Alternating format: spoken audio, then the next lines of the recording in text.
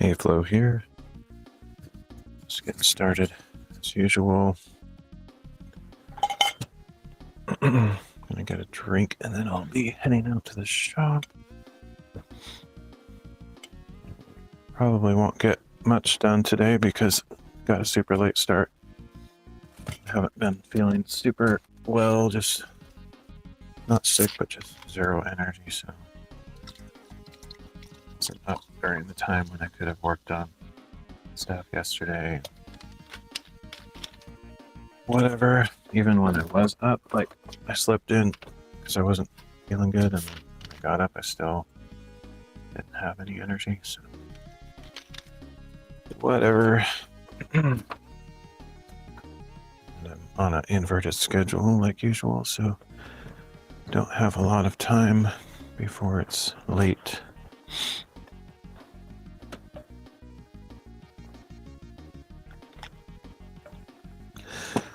Let's see.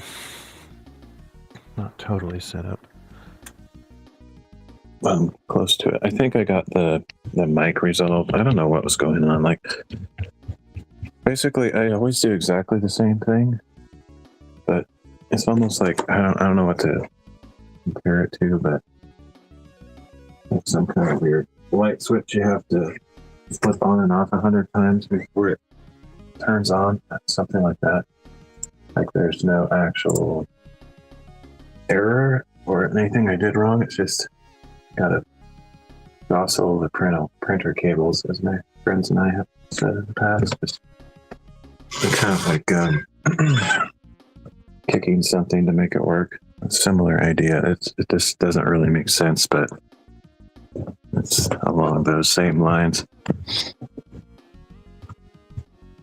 You would think digital type technology wouldn't be like that, but you basically do need to give it a virtual kick sometimes.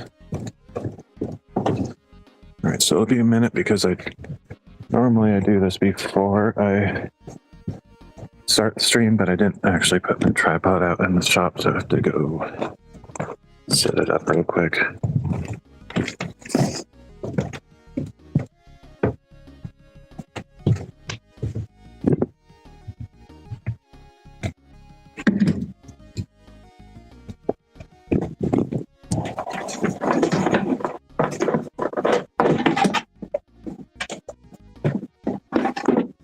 I don't know, what I'm going to get done today. It's mainly just being out there and trying to do stuff a little bit at a time. Even if it kind of feels very unproductive, it's at least moving in the right direction. Any time spent out here is, better than not doing it.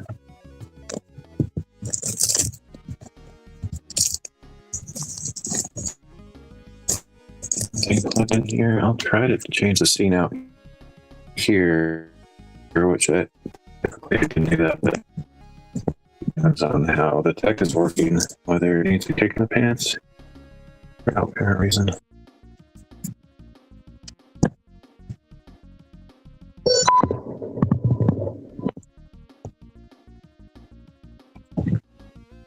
All right, let's try to change the scene from out here. Sweet, it worked. I guess I don't need to go back inside, technically. I'm going to be working on this wall over here. One of the things I did just like an hour ago or so is I cleaned up the floor of the shop. So I can actually move around, kind of walk around and stuff. It's still pretty tight in here just because I'm in a special mode, I guess. Like in building mode. Once I'm done with like installing stuff, like the board and whatever, I'll start arranging all of my workbenches and shelves and stuff in a more organized way so that it's not ridiculous, but ridiculous.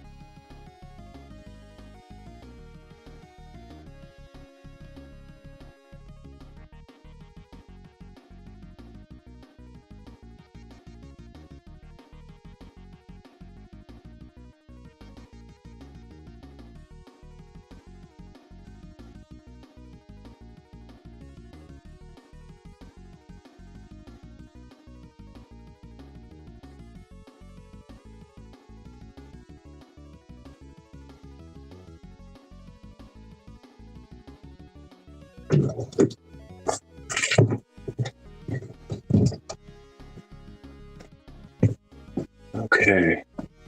I don't know if you can hear me because. Okay. So the issue is with Video Ninja. That is my actual bane of my existence right now. It supports like USB microphones, supposedly. Like there's an option in there, but it's like it just turns off all of a sudden for no reason. It starts out working and then it just turns off.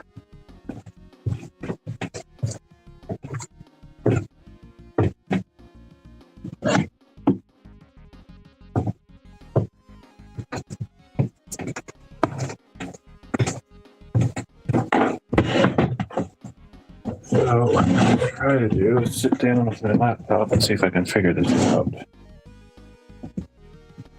Not a waste of time.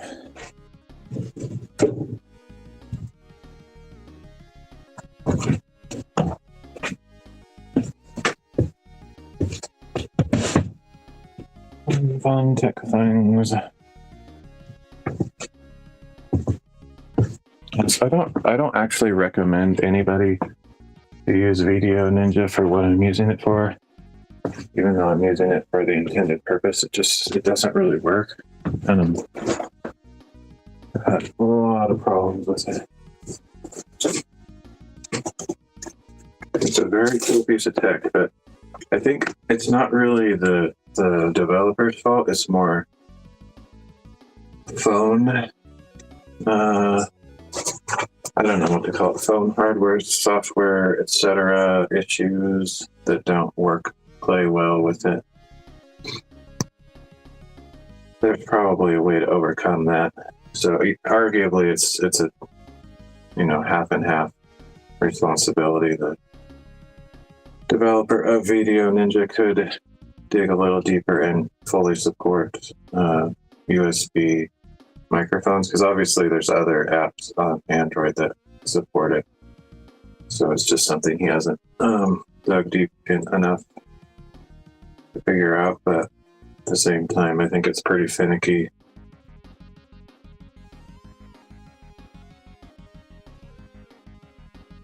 I've never looked into it. I've never even worked with mobile apps, like trying to develop them, so I have no idea. I can't speak from experience, but from what I've seen him struggle with, I imagine it's pretty annoying.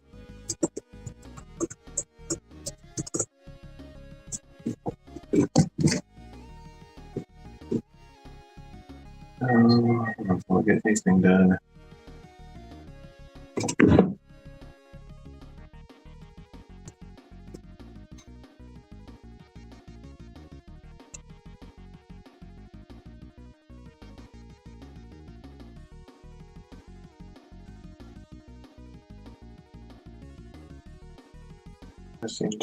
Testing. Yeah, I think right now, just picking up from my speakerphone, which is what I was doing yesterday, but I really wanted to work with the wireless mic because that sounded like garbage last time, and I'm assuming it probably sounds equally garbage today. Oh. All right, let me test just unplugging. Like the thing I've done in the past, like the light switch comparison they made, literally just unplug the mic and replug it back. There's no rhyme or reason to it. That sometimes does it.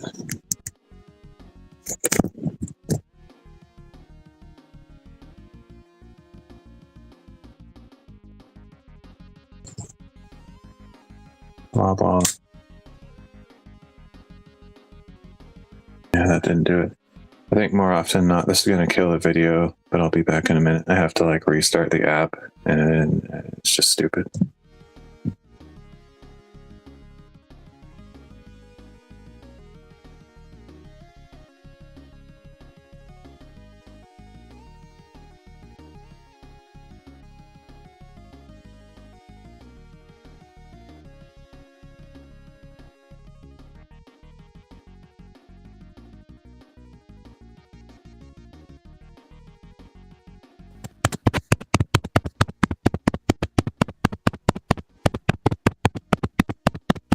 missing. Yeah.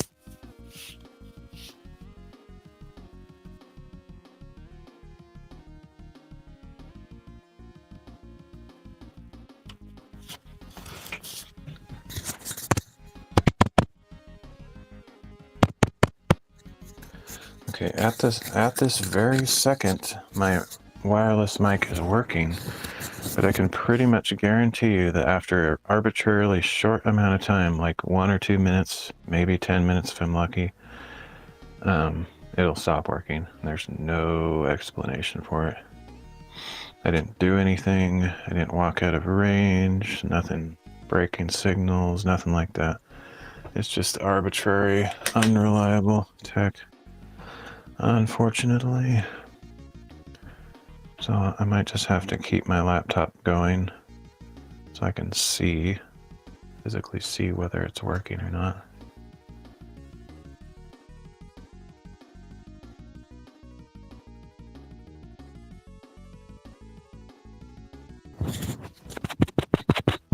It's nice when it works. Like it's an amazing app. It's like supremely amazing. I'm not like schizophrenic and being all for it and against it, you know, all the time, switching back and forth. It's more just the fact that it's very unreliable for some reason.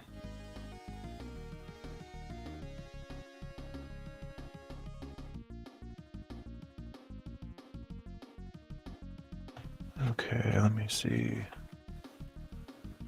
I have to use a hotspot here. It's a slight chance. I mean, it could be Wi-Fi issues. I don't think so.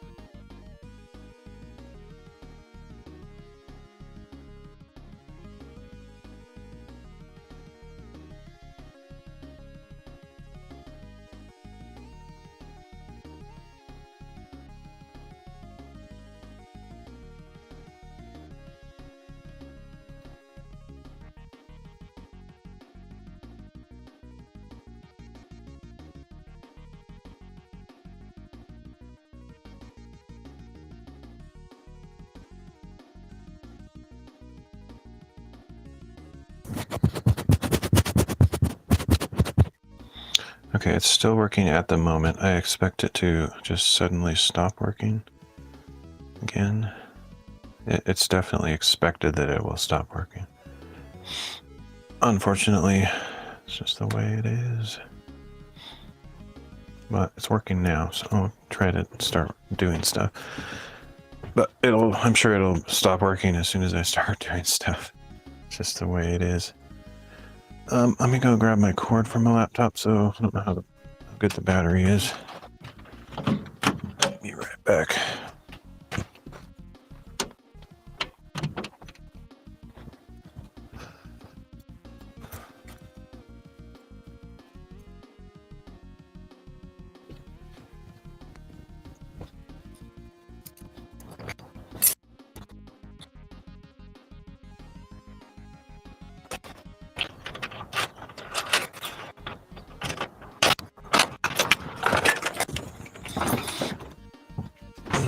I've actually thought about running an Ethernet cable out to the shop. I'm not a networking guy. I don't know much about stuff, but I could look stuff up. figure out how to do that. I mean, the main thing is like I'd have to dig another trench. I would have thought of that. Yeah, a trench dug for the electrical, getting power out of network cable in at that time, because that would have been the supreme ideal time to do it. You don't really want to like dig a ton of trenches, like having like 6 trenches going across. You kind of want all your cables and stuff to go in one conduit or whatever.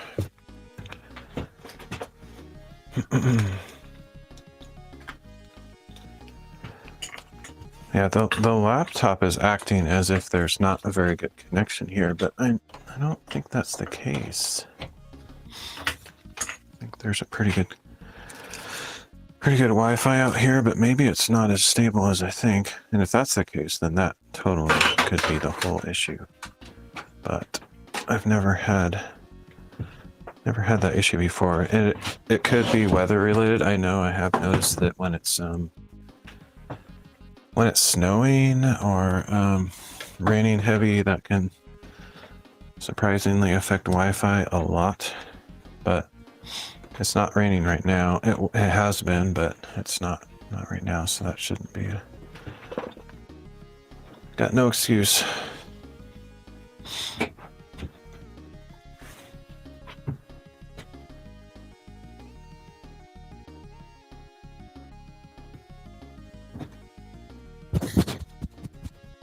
It's still working at the moment.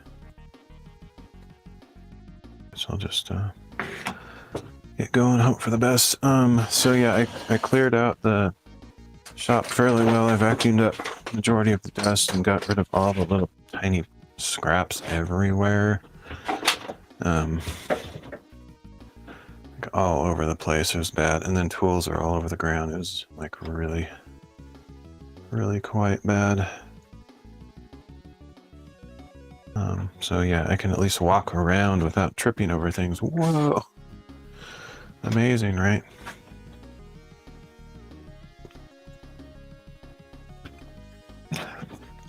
Yeah, the laptop is definitely acting as if it has a really bad connection, which doesn't make sense to me, but do a speed test on the laptop just out of curiosity.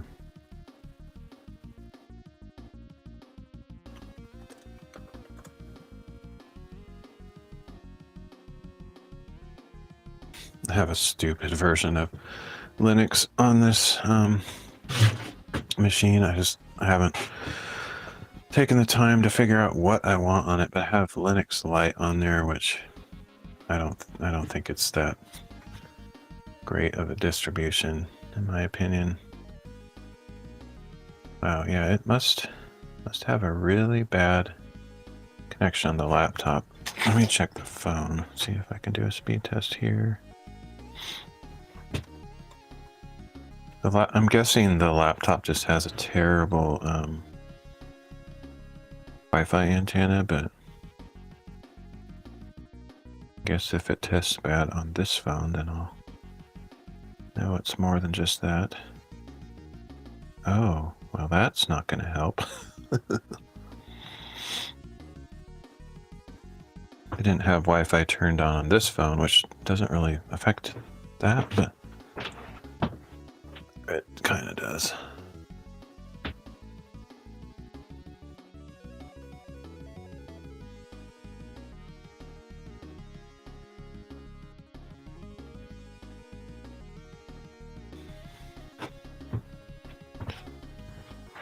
Okay. Unrelated to the sound issue, but I forgot, somehow I got Wi-Fi turned off on this phone, and I was using this phone to hotspot for this laptop, so that's why that was so bad. That should be fixed now.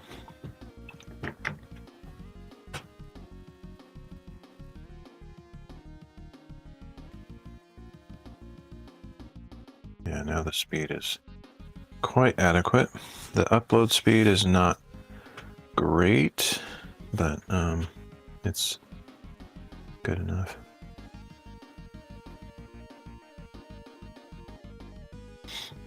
Oh yeah, now we got full motion video. Much better. It was like choppy supreme nastiness. Okay.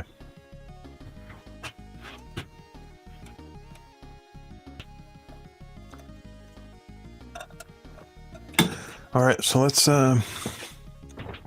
get over that stupid tech stuff. That's the one thing about live streams. Like, I don't care about editing my videos, and just I like letting them happen with all of their various idiosyncrasies, and I even make mistakes, you know, whatever. I don't really care. Or I'm just kind of fumbling around, thinking, not being super productive, walking around, just, you know, whatever. All that's fine with me. I don't really care. Not pretentious where I feel like I need to look like I'm always extremely productive and always doing something directly related to the project. I don't care. Don't care at all. But it's annoying when I have those huge, like I just wasted like 20 minutes probably. Don't know how long I've been going. Yeah, pretty much 20 minutes fiddling with stupid tech stuff. So all that like waste of time is at the beginning of my video. So no one's gonna go beyond that unless they scrub on the video and skip that. They're not gonna have patience to watch that crap.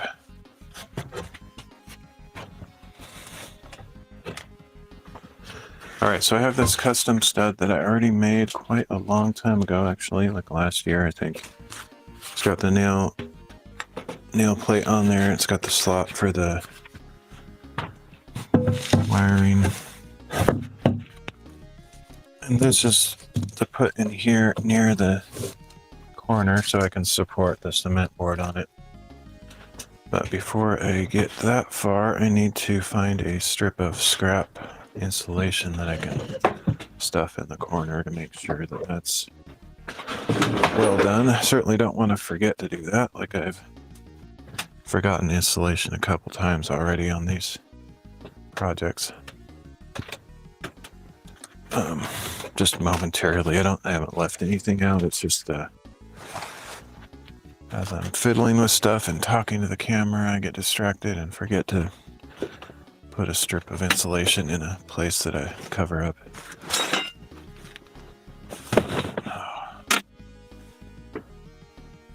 Alright, so I got a bunch of scraps. Kept all my scraps. Well, everything that's not like tiny and useless, but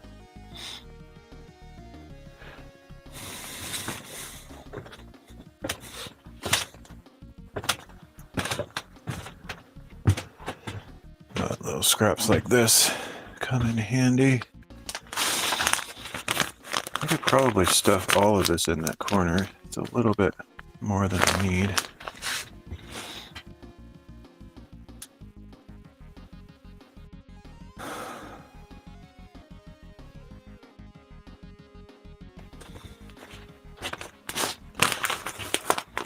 I could probably cut that in half and it would be enough, but I think I'll just overdo it.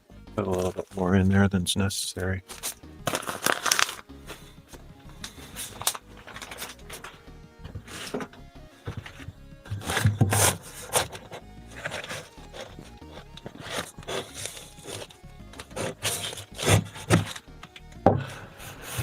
Well, no, actually, I think I will cut it in half. It's only like 2 inches of space there that I need to cover. Yeah, so if I cut this in half, that should be just perfect for that spot.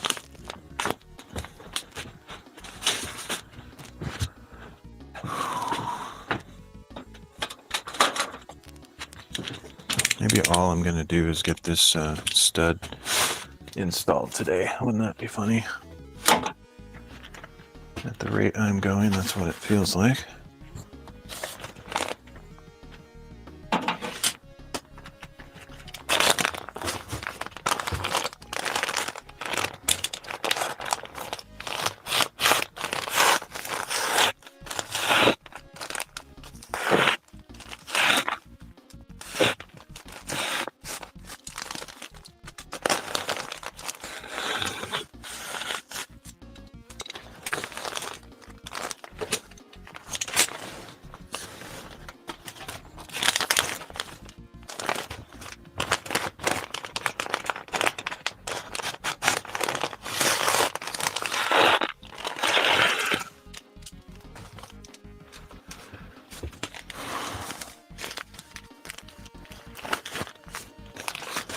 So while I didn't have enough energy to get up and do much or go anywhere or do anything really, come out here or whatever, just felt groggy and nasty. I did was able to work on the Bible reading stuff a little bit. So I got a couple. I don't know why I keep taking that paper off. It could actually be of some use. But this is fine.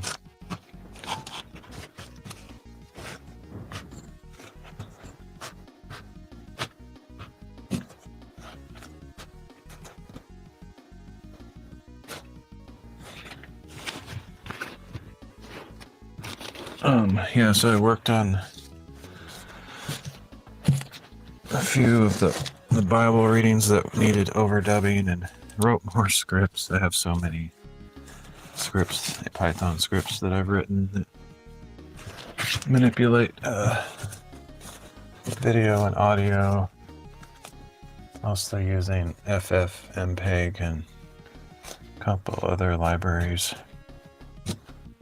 Now, what I don't know about this is if this will sag behind this stud, or if the friction of it being in there is gonna keep it where I put it. That's why I was thinking, well, I shouldn't have pulled that paper off. I could have at least stapled it somewhere so it doesn't slide down, but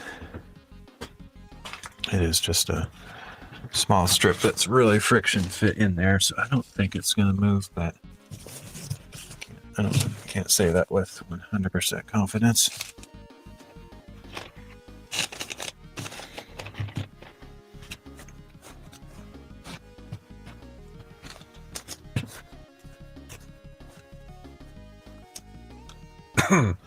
Be nice to just, even though it's kind of silly, just to get a couple staples up on the top that might or might not be enough to keep it from sliding down over time. I don't think it will slide, to be honest, but I'm no scientist.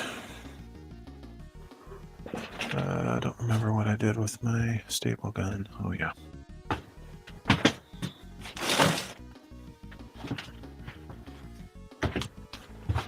Staple through this stuff. I don't know if it's enough to hold it anyway.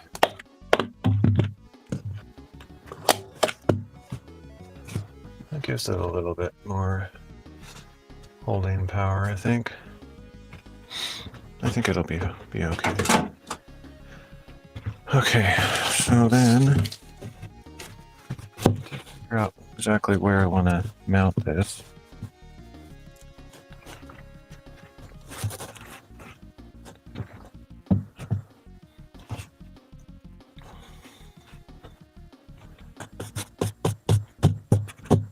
Pretty much closing off that corner, I think, is what I'll do. Although leaving a tiny gap, I think is fine. When it's hitting, there might be a staple that's in the way. I don't think it's the one I just put in there, but it could be. Maybe that's kind of an ideal spot for it, though. I'll just probably install it right there. Seems fine.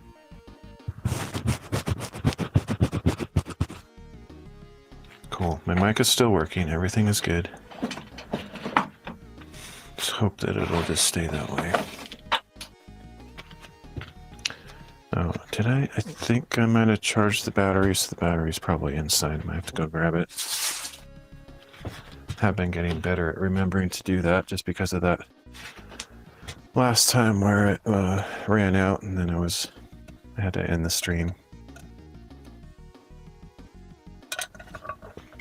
Yeah, so I think it's inside. I'll go grab it. Be right back. Oh, before I forget, I turned noise cancellation off because I thought that might be part of the nasty sounding audio quality last time. I don't think it was really that, but I don't know if I want to turn that on today or not. That was the worst audio I've ever heard on my live streams. It was really bad.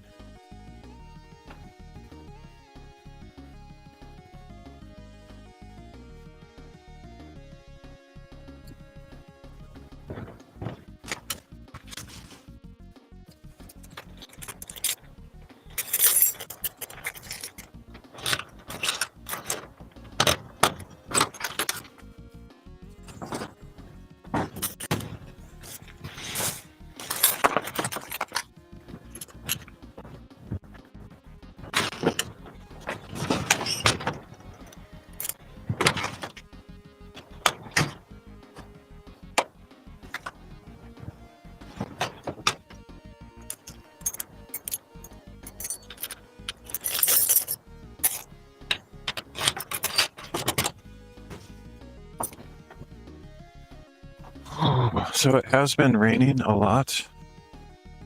Not quite torrential rains, but like pretty significant. But man, this, like, just right now is amazing. And I think there's going to be a really beautiful sunset. So it's very tempting for me to just ditch this whole work session because I'm not being very productive and trying to race out to some mountain to watch the sunset. But I'm not gonna resist that temptation. But that's what I want to do, if I'm being honest. Mainly because I have limited opportunities to get out and do outdoor stuff because of the weather. So anytime I see a break in the weather, it's always tempting. Okay, we're gonna try right here.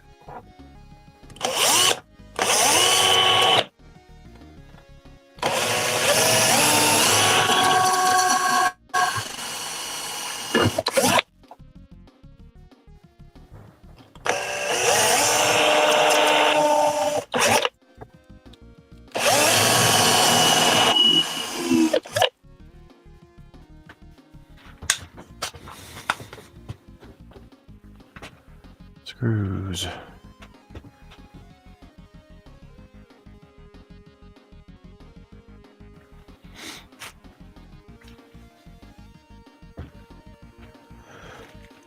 Oh, I put a lot of stuff away, but I know those are still out.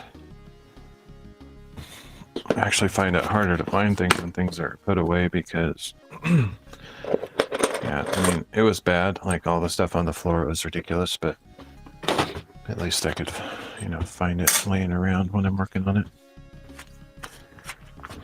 Okay.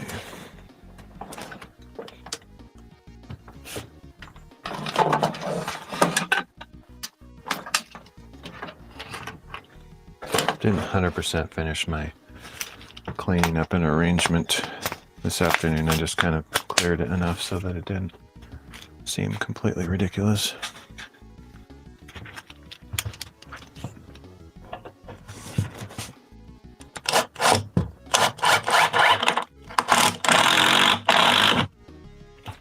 Okay, whatever that gap is what I'm going to match on the bottom. I knew it would kind of move around, so I just wanted to get one top or bottom in. So that's set, and then I'll try to get the same distance on the bottom, whatever it happens to be. Tape measure.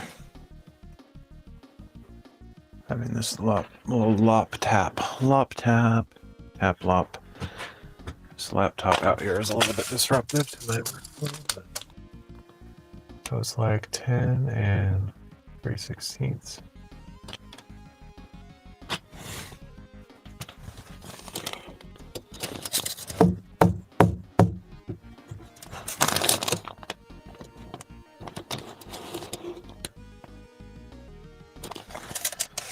Right about there. It's interesting. I think what that means, so the gaps are the same between these two studs, but the bottom looks way closer to this wall than the top does. What that tells me is that, once again, the Tough Shed guys that just threw this together really had no care for accuracy. So when you say you're a pro, like a professional framer or whatever, just putting that name on it because you get paid for it doesn't mean that you do like an amazing job. In many ways, I've found like I'm critiquing the work of the person that made the shop like left and right. Like, there's so many issues with it. And I'm just a hobbyist DIYer. I can't imagine like I know there's also like super professional like construction workers or framers, whatever, that probably would do a better job, but yeah, it's just pretty sloppy. What that tells me is that this stud is not vertical, it's leaning a little bit. Or just the whole structure is just cattywampus, like, there's just massive variances all over the place. but it doesn't really matter. But what that means is I can either base where I put this stud off of, lining it up with this other stud, or I could just eyeball it and make it look like it's vertical against this wall. And I think it honestly makes, in my mind, makes more sense just to make it line up with that wall, because that's what matters. Because I'm using it as a connection point for the cement board, and it needs to be, as vertical as possible. Of course, now that I pounded it in there, it's going to be a little bit tricky to get it back out.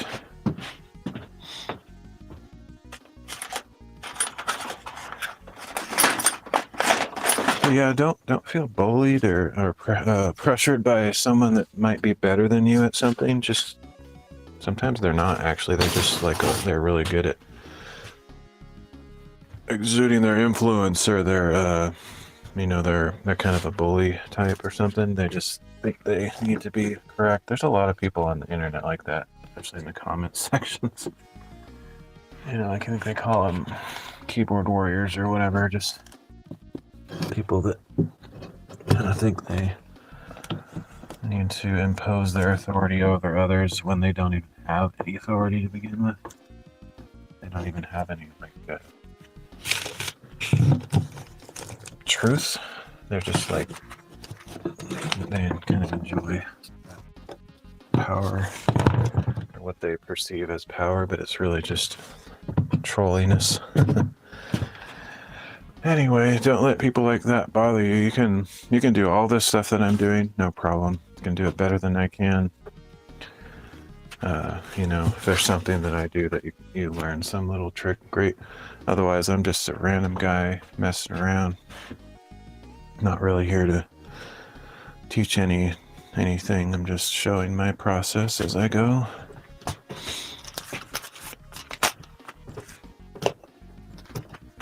Like, in every industry, there's people like that. Like, I used to be a web developer. There were people in there like that. It was so irritating. In fact, I would say probably over half of developers are very snobby. Thankfully, I have two friends that are really talented developers, and they're not like that. Maybe behind closed doors in other circles, they might be a little bit that way, but generally speaking, like when I show them my code or a project I'm working on, they don't nitpick it and say, oh, that's garbage, you should have done this, But generally speaking, on the internet and in the development communities, I think a huge percentage of developers are snobs, and they just like critique everything rather than appreciating the beauty of someone's work and their efforts and stuff. And they kind of high horse, is that the right term? I don't know. They kind of put themselves up on a higher pedestal in their own minds, comparing themselves to others. And it's just, yeah, if you're ever on Stack Exchange looking up questions or stuff, you'll encounter it. It's very gross. It's a very disgusting culture, actually.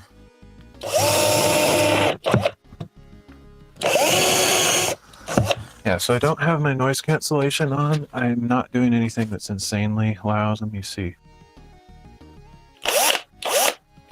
It's a little bit loud, but hopefully it's not so crazy that it hurts people's ears that are trying to listen. But one thing I can do is I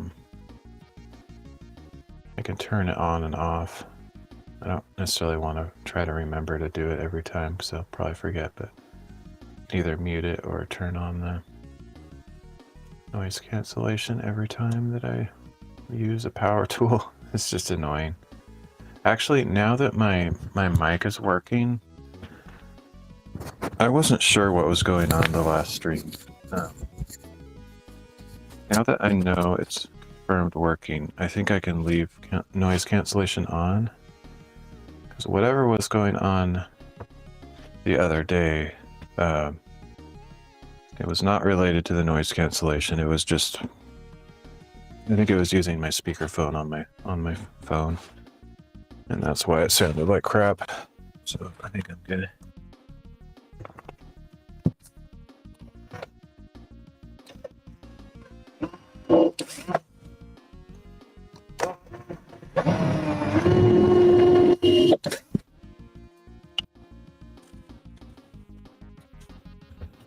There are people with wisdom and experience that actually know how to share it in a humble and helpful way. I love meeting those kind of people. It's really rare, but it's really fun.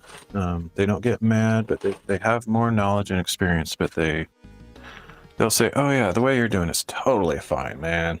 I get it." But then they'll say, "But you know, I've been a framer for 50 years, and you want a trick or two? You know, here's a tip." You know, that's fun to meet people like that just are willing to share their knowledge, but not in a demeaning way. That's great.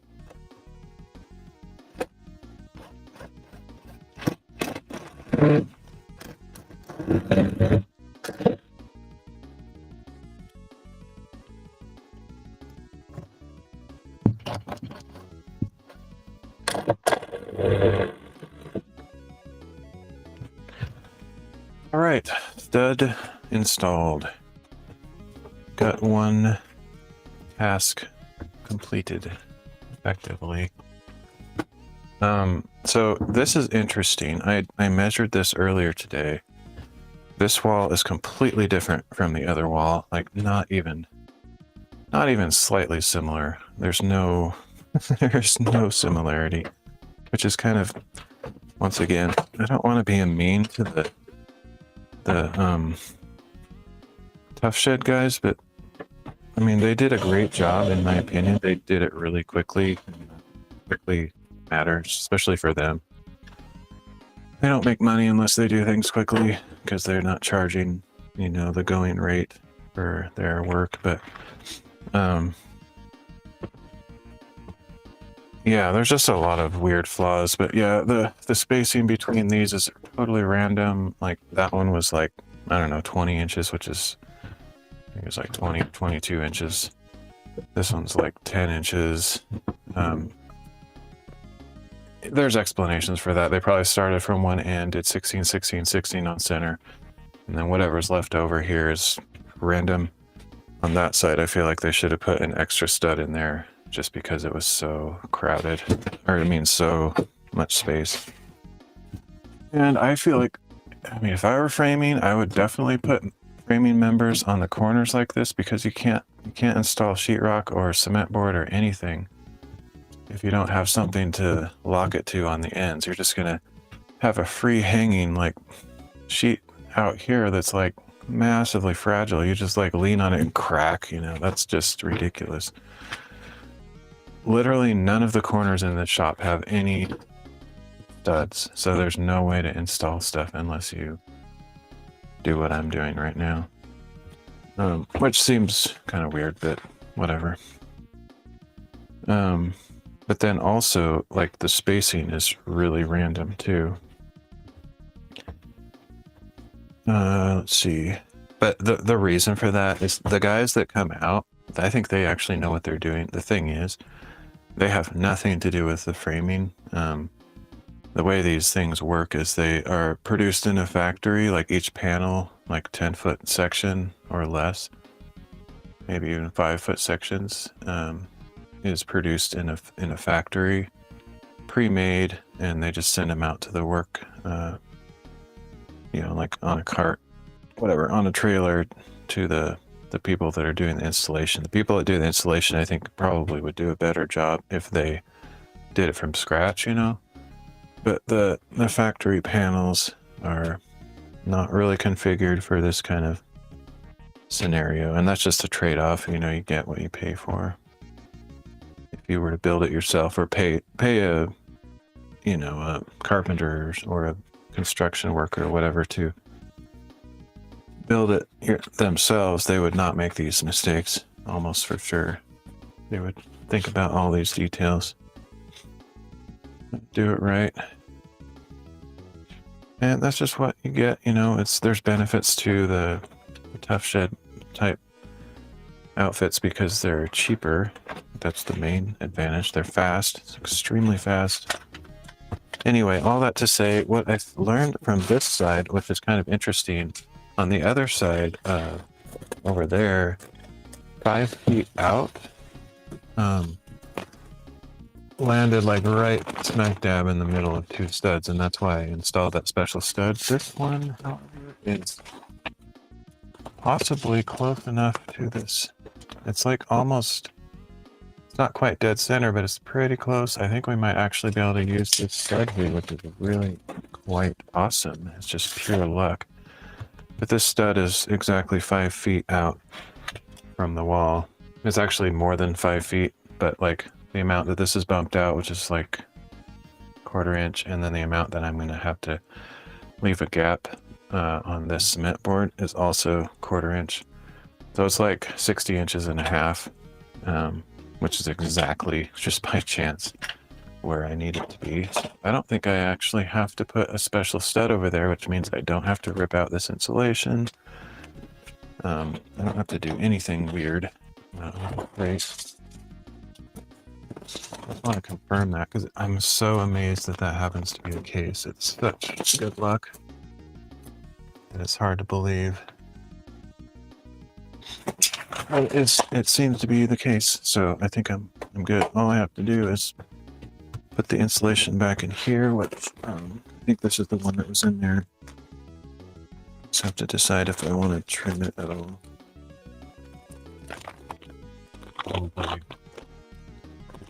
Probably getting trimmed, but it's a little bit overstuffed in there. I think I'll probably trim it off just to do it right.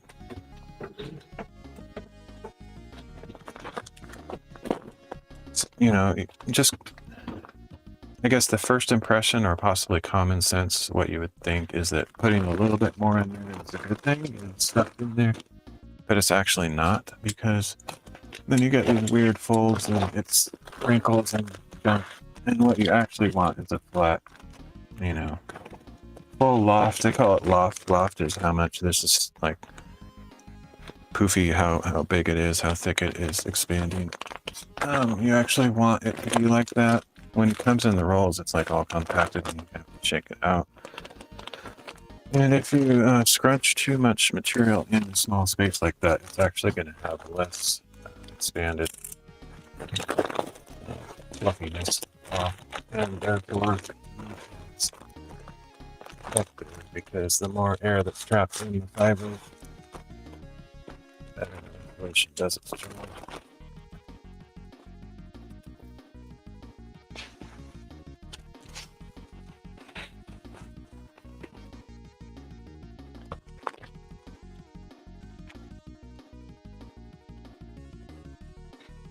And I can always use this little strip possibly for another little patch job elsewhere, like I did in the corner earlier. Pretty sure that nastiness in my throat is because of this stuff. I hate it.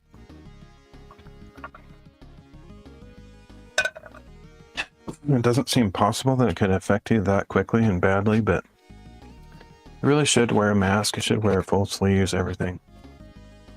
If I was doing this all day long, like when I was working on insulation earlier last year, I did all that. But so I definitely recommend taking all the precautions. But for now, I'm not practicing what I preach because I just want to get this one little patch job done.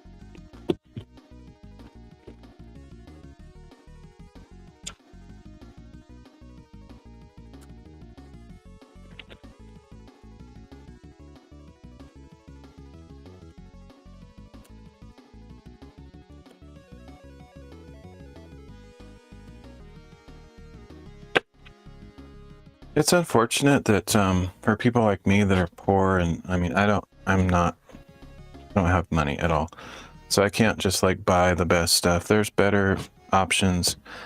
Some people say the rock wool is better. I don't know. I've read reviews and watched videos on it, and it might just be essentially the same thing. It's probably a little bit better. They also have, I've seen this stuff, alternative stuff made out of denim, like jean material. I haven't read about the R value comparisons on how effective it is, but that would be great. You know, I would love to use alternatives like that. Not all this nasty glass fibers getting into your lungs. But guess what? It's very expensive and hard to get access to, so.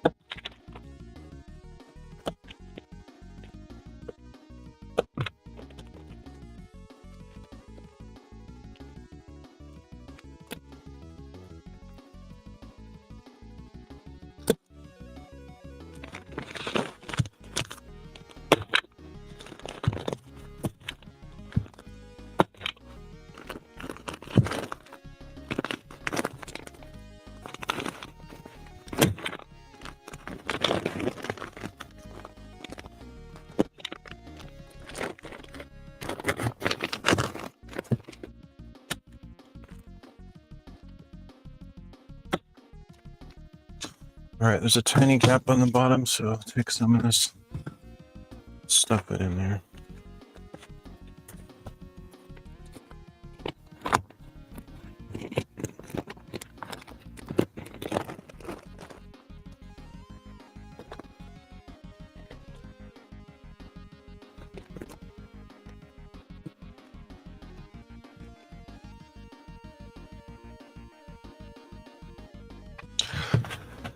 Okay, good.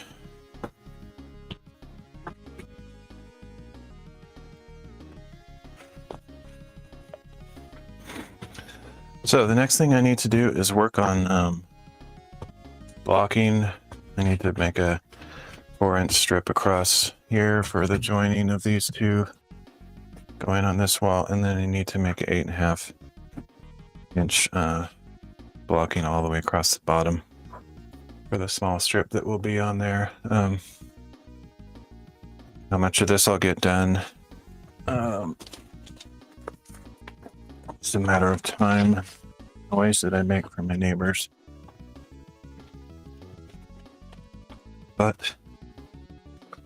it didn't even really, it's not even raining, so I could actually do this cutting stuff outside, but since I have this nice mobile rolling cart thing, I'll probably do it inside. Whatever I can get done, just because it would take longer to set it up outside.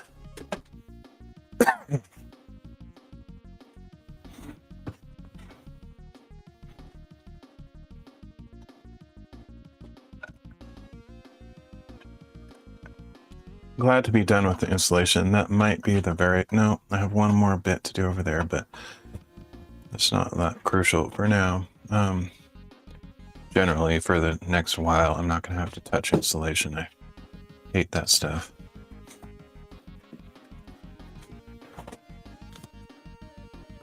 I have this call it a conspiracy theory or whatever, but I don't think it's any much better than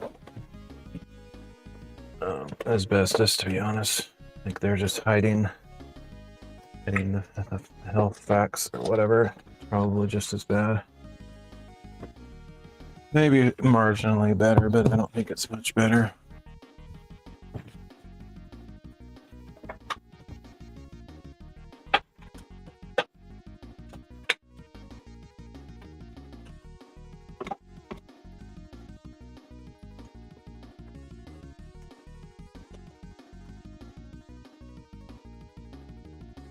Oh, I forgot my. Plug my gimbal in, I don't think.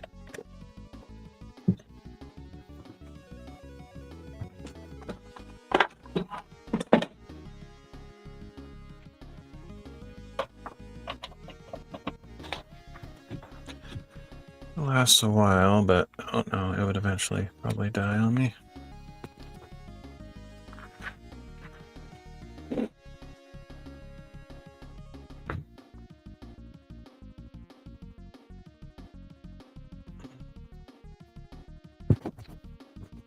Okay, still working.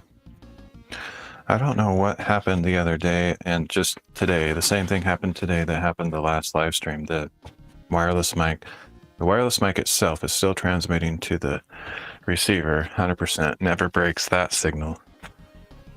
But for some reason, the input into my phone is not very stable. Also noticing I'm able to max that mic out. I like the levels that it's at, but if I talk a little bit too punchy or too high, it can max it out. It's just on the fringe.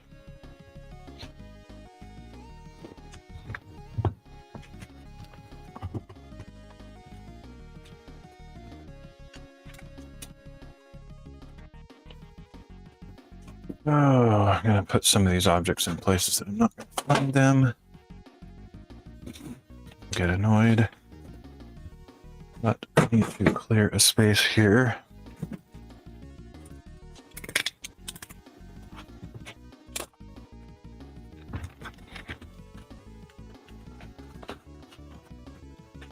I think I'm just going to designate this as my project hub right here. I've got this little shelf, and it's not where I should have these things, but I don't really have a good holding spot right now, so that's where everything's going to go for the moment.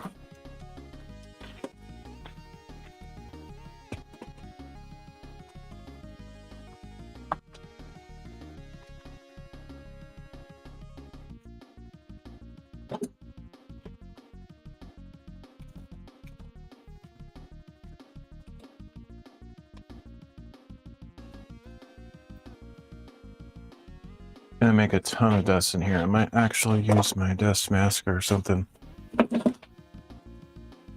I wish I had a respirator. That would be great. Something that actually helps. I feel like those little papery masks, N95 type things, just don't really. I have to say they just don't do anything at all, to be honest. I actually like. I like wearing bandanas, and I feel like they're better. I know that. I'm not a scientist as far as I've done tests to test what particles get through, but when I'm wearing those stupid masks, they have like massive gaps all around because they're not hugging your face, especially if you have like facial hair and stuff. I feel like things get in there because you're breathing and causing a vacuum suction into those little cracks.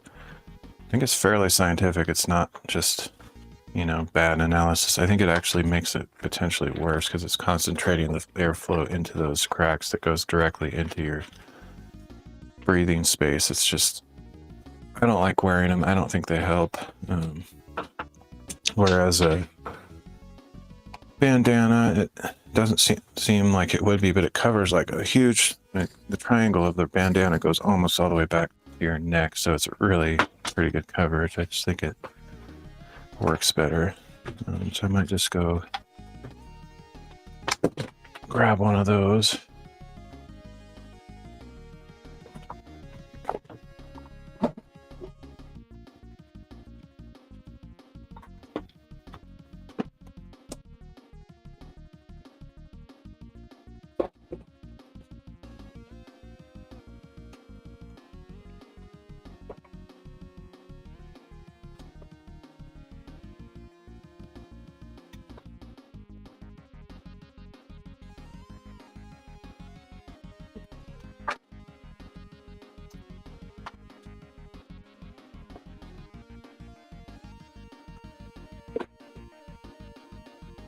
All right, pretty cleared off.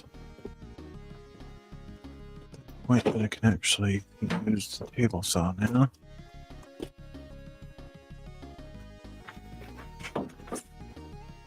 Another thing I could do is have a window open, the fan on it, but I don't really have a good setup for that. I do have a box fan, but a good way to put up the window, but that would be helpful.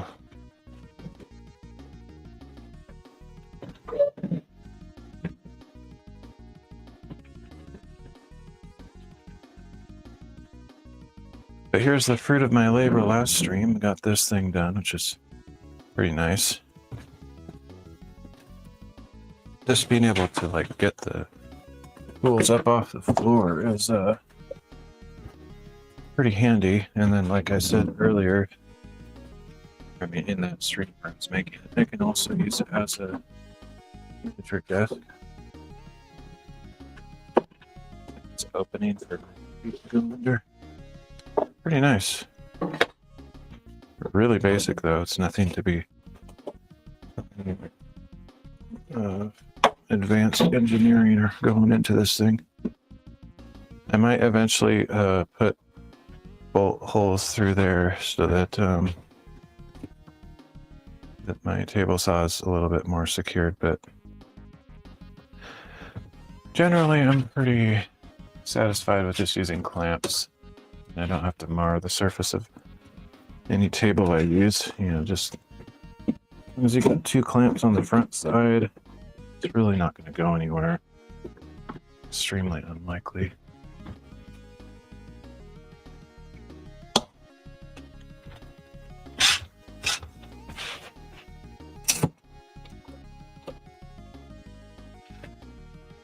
But you definitely need clamps. You need something to keep it from sliding.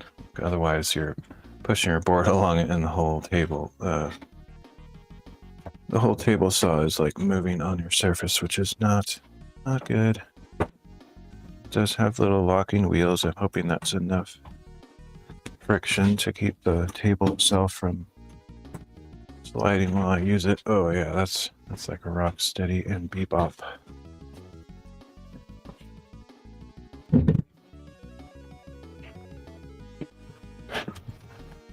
Okay, I think I might actually put a little car over this electrical panel. Electrical outlet.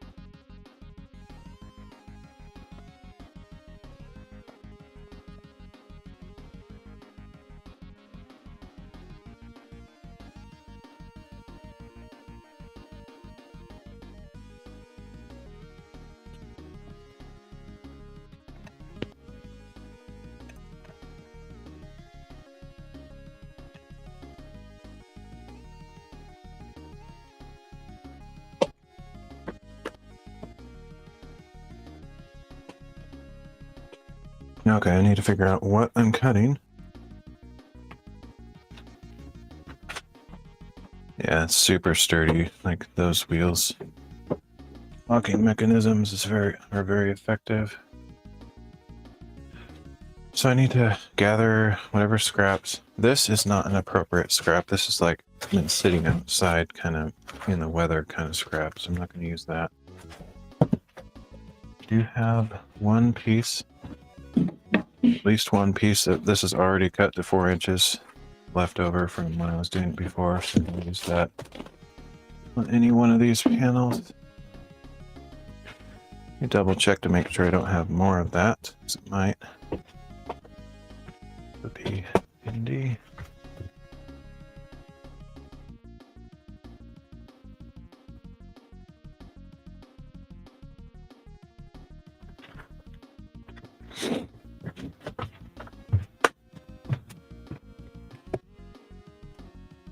I think that's pretty much all I have, most likely.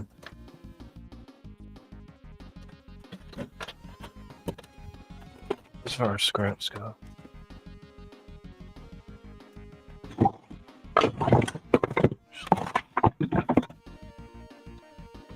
one more piece that might be big enough for that end.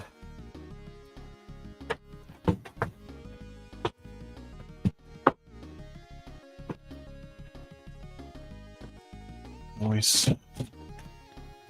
Okay, so I got 2 scraps I can use. The rest I'll have to cut fresh. Actually, is that one big enough for even a normal one? No, not quite.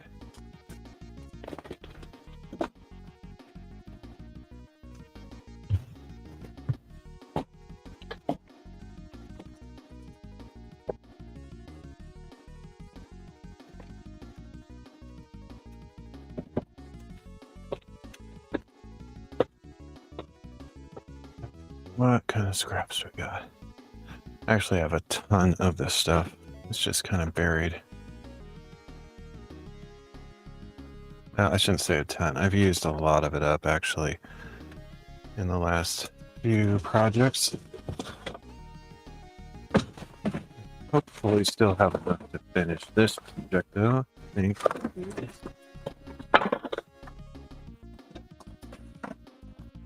Very happy that I kept all these scraps though, because imagine having to buy an entirely full-size 4x8 panel just for these little things.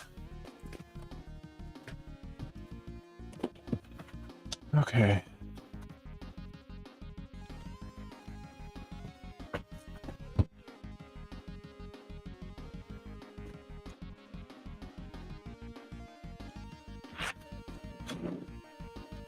This is going to create some dust, that's for sure. So I will go get a pair of lights. By the way, no one should ever buy those mini blinds that you supposedly can just like lift up and they stay up. They don't work. Junk. Get the kind with the drawstring or some other kind. The kind that you lift and they're supposed to stay in position. No, they don't work. It's a bad invention. It's really stupid design. It doesn't just, yeah, they're stuck. They absolutely suck. Okay, so let me go get a bandana. I'll be right back. The only reason I think we bought them is when we were at Home Depot a year or two ago, whenever it was. I don't remember even seeing any that still have the drawstring.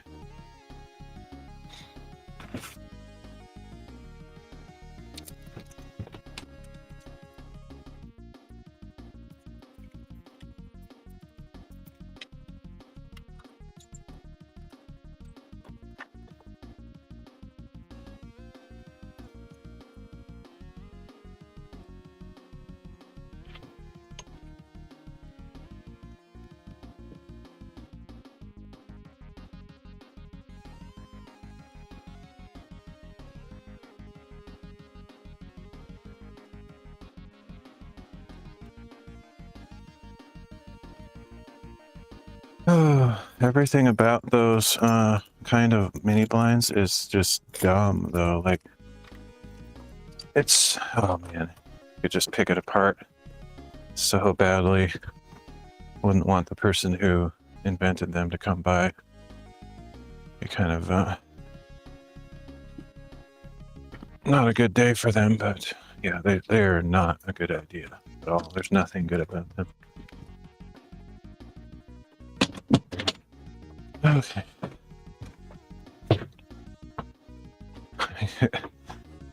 just think about it. Like you could pull a string, which uses like I don't know how to explain it, but it uses some kind of pulley force to make it easy. Like even the giant, mini blind that's pretty wide is not really that hard to pull with a string. I've never had troubles in the past. Or you could try to like get your fingers under the thing that's like sitting on the side of your windowsill, like, so just to get your fingers under the thing is annoying. And then they're like all wrangling it, lifting it up like this. Oh my goodness. It's the stupidest idea I've ever seen. Maybe that's a little exaggeration, but it's really bad. Extremely bad engineering.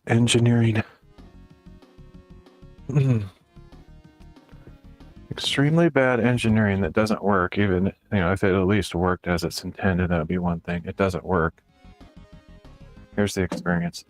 Lifting up, it drops down. Lifting up, it drops down. Lifting up, it drops down. Lifting up, it drops down. Lifting up, it never actually goes all the way up, by the way. Oh, bad. Okay.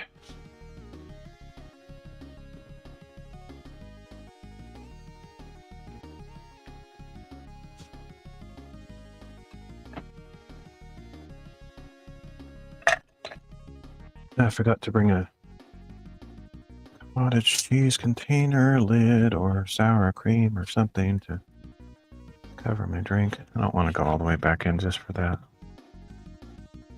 Find something out here.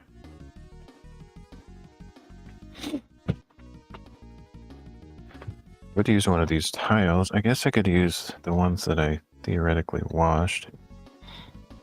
The rest of them have potentially, so don't take that risk. But the ones that I washed should be relatively trustworthy.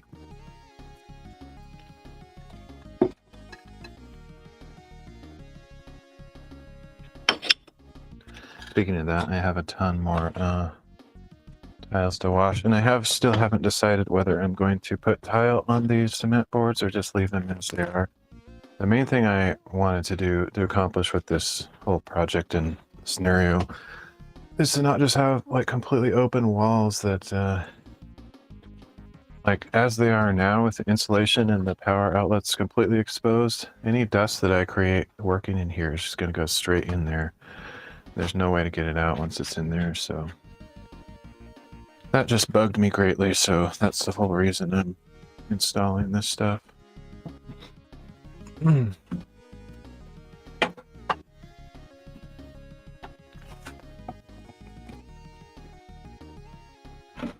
it'll be pretty tightly sealed once I'm done. Like there'll still be cracks in between because like I said, I haven't decided if I'm going to put tiles on it yet. Once the tiles are on there, it'll be like impervious, but I may just leave them as cement boards for now. They might not even be on here forever. I really don't know.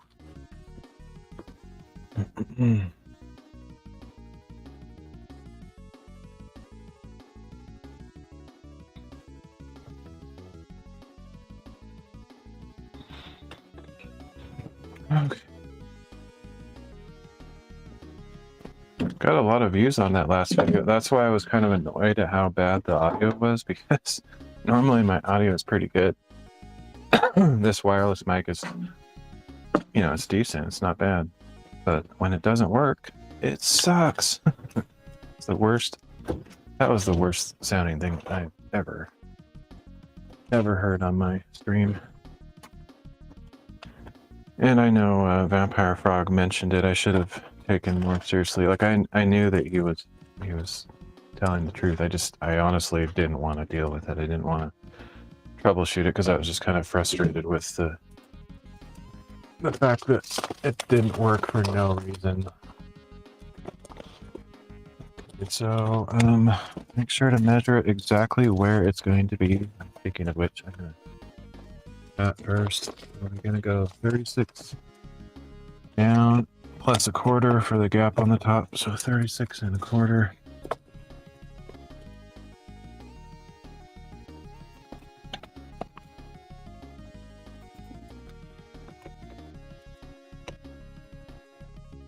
Mark that on all the threads. Oh, have I ever mentioned how much I really love tape measures? Oh, awesome. A little bit of sarcasm there, possibly.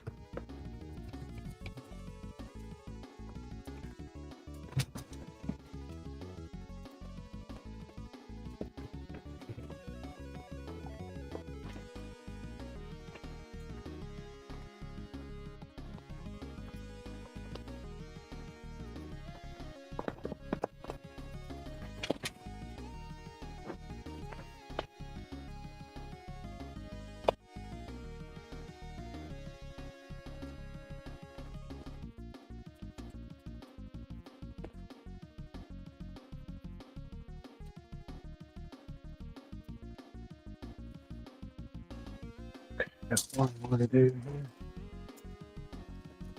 I have a lot of blocking to cut. This will be several days just doing this probably.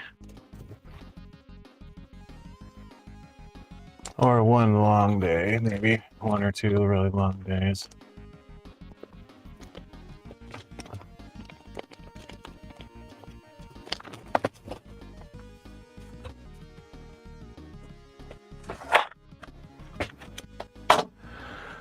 Okay, now that I have those marked, I can, I like to use metric system when I need to be really precise.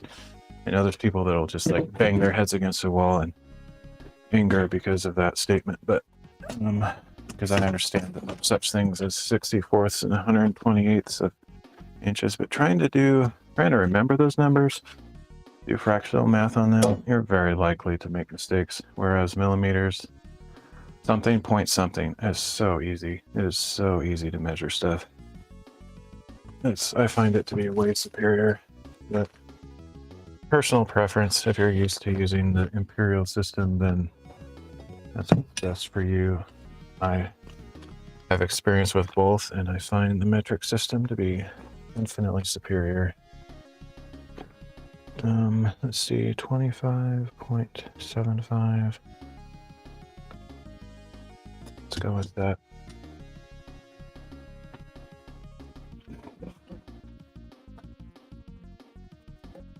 You'll find me mixing and matching all the time though. Like if you watch my streams, I'm constantly switching back and forth between metric and imperial. For like a larger measurements where you have like feet and bigger inches and stuff like that, the metric is the imperial is fine, but when I want to be really precise on my cuts, wedge things in really tight, I almost always use millimeters. It's just easier to read. So much easier to read. It's not even funny.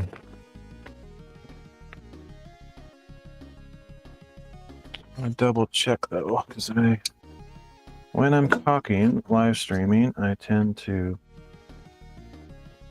forget stuff.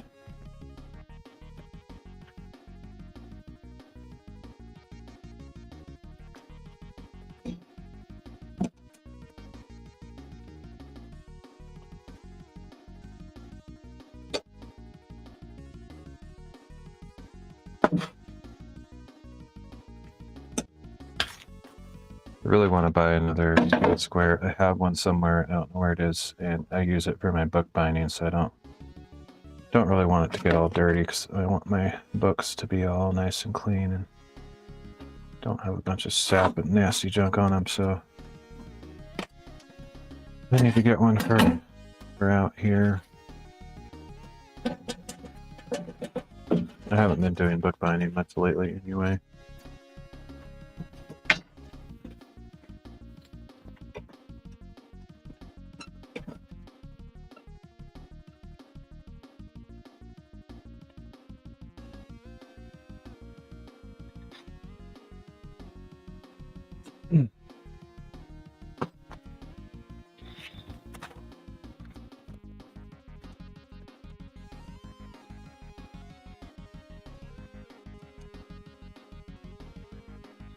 Just a tiny, I know I have too many of these already, but just a tiny little rolling platform desk kind of thing. Almost like what do you call those things that musicians use?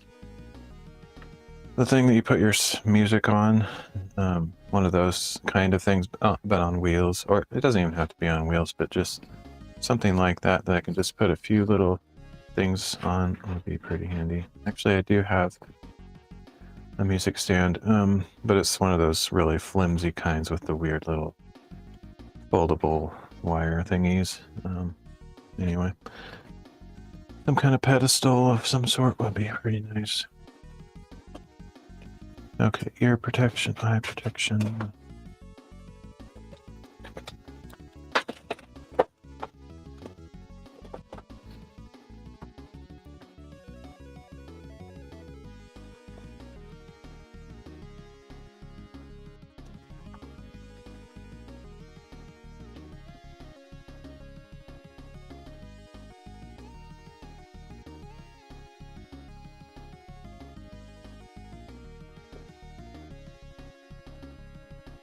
Don't know what I did with my little, oh, there it is. Mind. I like to always use that. Like, I think a little bit of extra paranoia and caution around a table saw is not a bad idea. I could easily hold that without being in danger. Just, if it's anywhere under a couple inches, I usually use this thing. Just a good idea.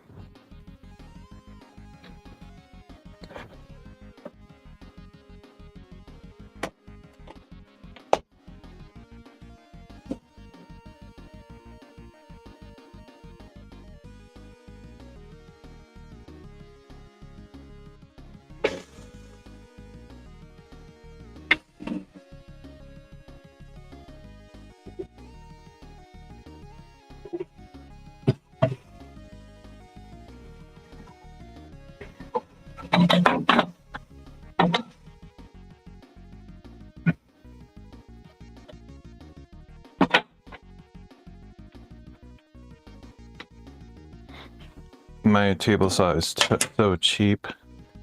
This can like move around. It's nothing really great, but it feels a little better to use it sometimes.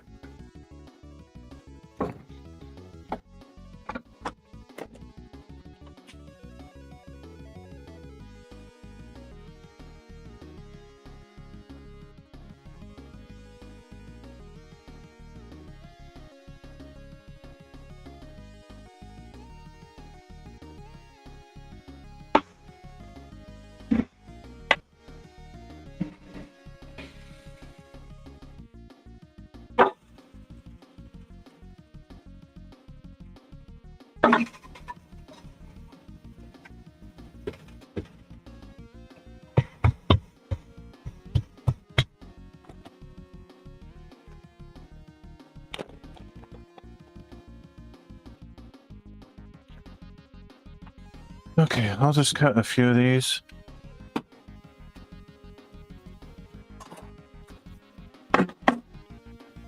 Before I install them all, go with the assembly line approach.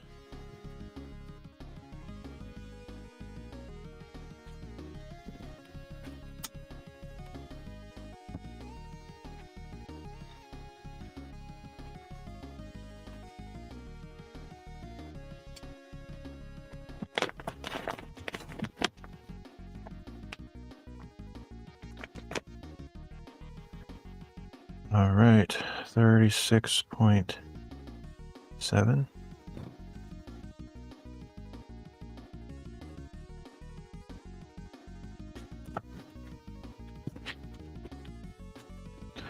Man, just even using the imperial system is like a tongue twister. Like 5 inches and 30 or 17 30 seconds. You know, just like 48/64. I mean, that's not a good example because you could simplify that one, but you know, like 23/64. Like, I don't think anybody even has a concept of what 23/64 is like in their brain. They're just like, okay, I've got 2 numbers stored in my brain, but like, what is that? Like, it's just like fries your brain to even think about it.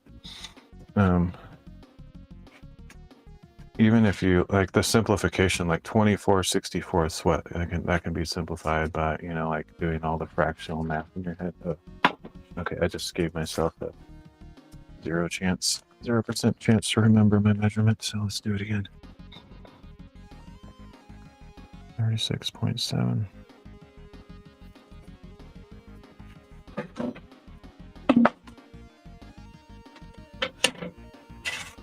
Actually, what would probably benefit the inches and all that crap would be to switch to tenths of an inch instead of 12ths or 16ths. I mean, it's so messed up the way it is.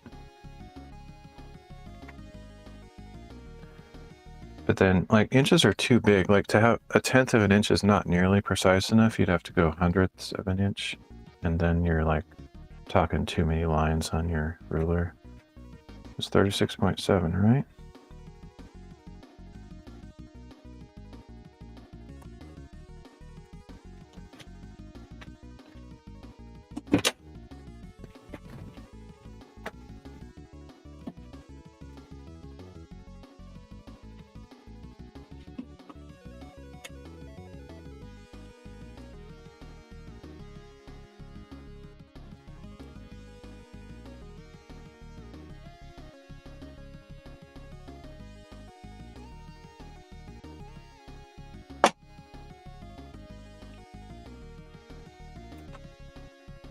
Hmm.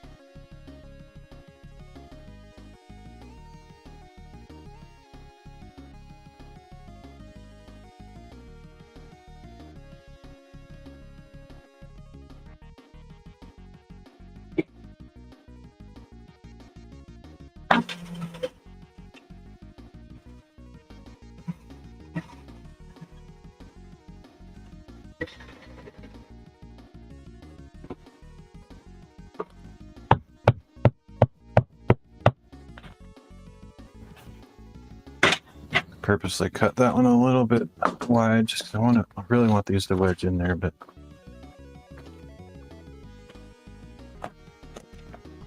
I guess I did it a little bit too much, so take off a tiny bit.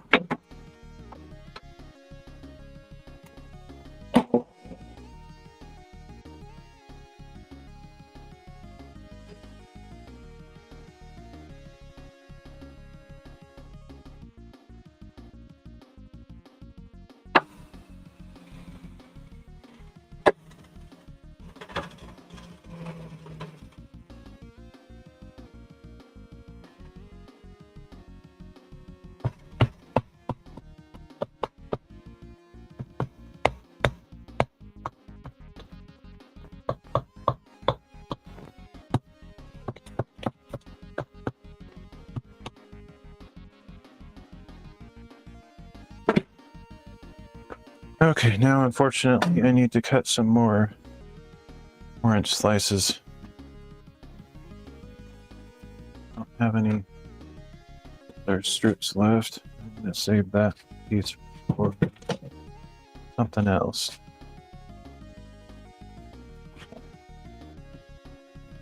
This piece was freehand cut at some point for some project and it's not super straight, so hopefully I can make it work in spite of that. I'm just going to cut off just a tiny bit of this side because we got some junk on the end.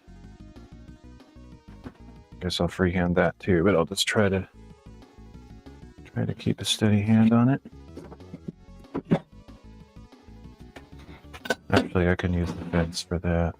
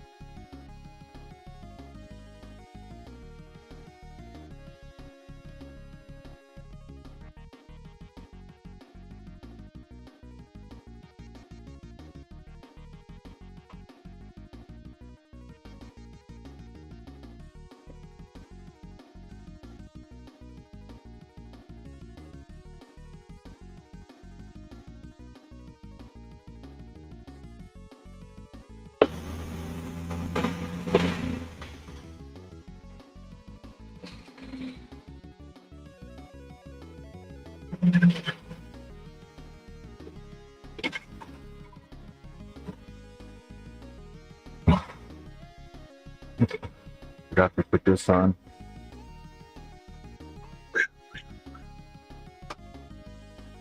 All right. Let's see.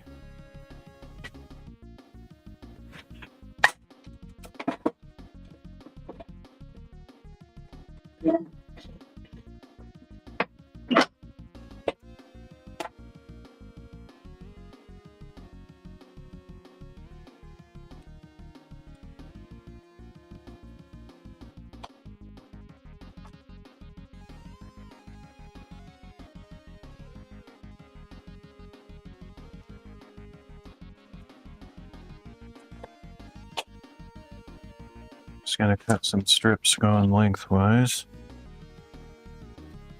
Fortunately, one side of it is nice and straight, so I don't think I can quite get the range of motion that I need here, so I might have to rotate this a bit.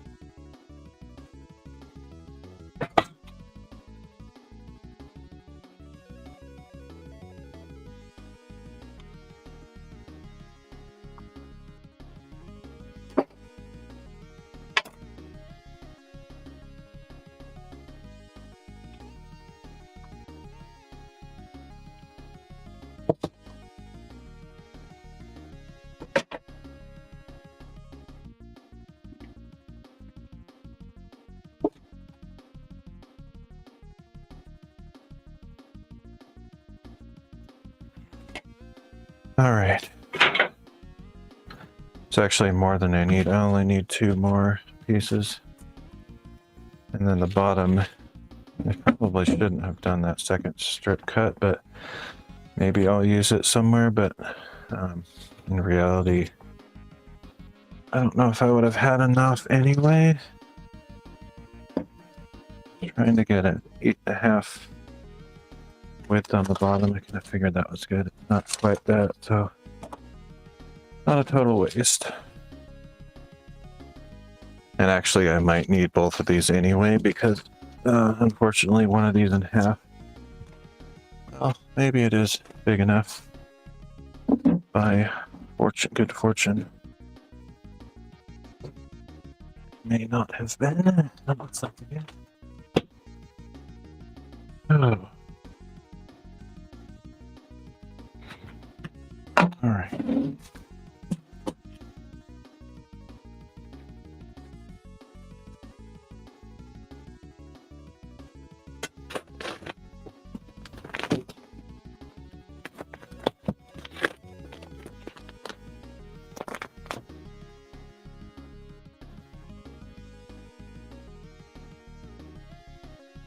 36.65 approximately.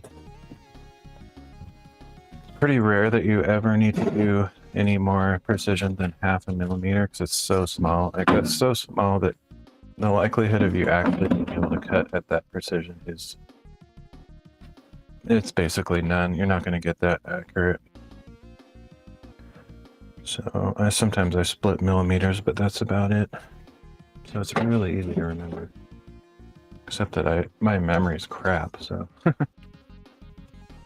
I was doing this by myself, not live streaming, I wouldn't have to like talk and remember stuff. But 36.65, I just want to double check. It's really 36.6, but I'm going to leave that extra 0.5 millimeter on there just to make sure it's really tight, and I might have to trim it off.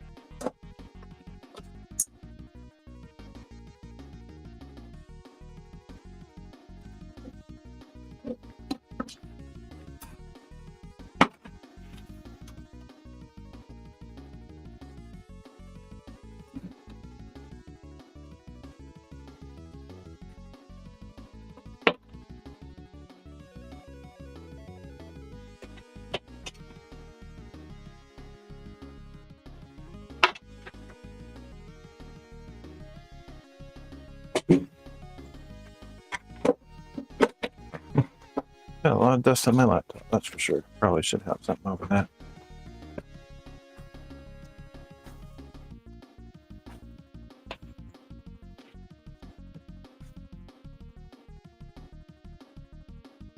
Testing. So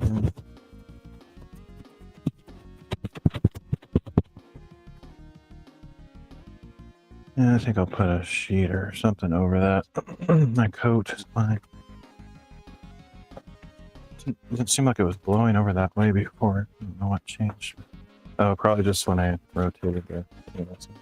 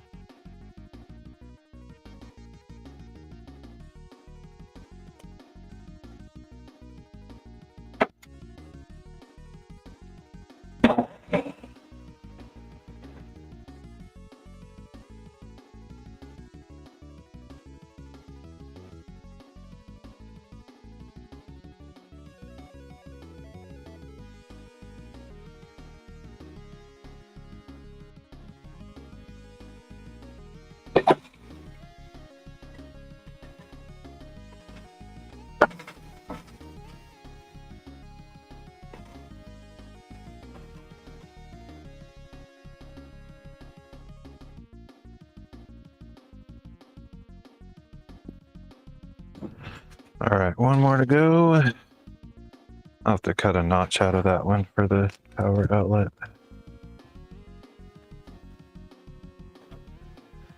This one is 37, just about perfectly 37. I'll do 37.05.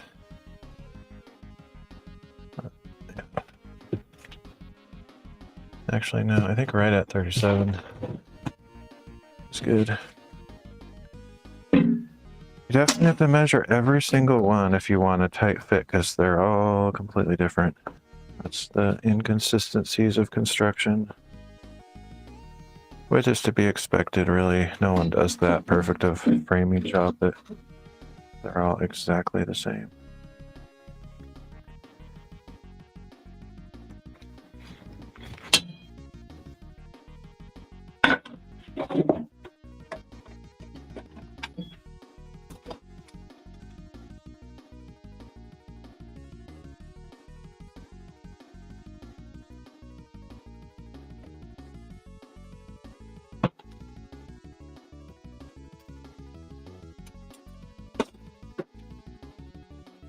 be honest, I would never make it as a framer at this point because I would do too precise of a job. Like the result would be probably better than any of my supervisors could dream or do themselves, but I would spend like 6 times as long as anyone else. That's the difference between a pro and a hobbyist. Is pros aren't necessarily better in every sense, they just are way more efficient, quick and fast at their job. I have the luxury of taking my time, doing it really accurate.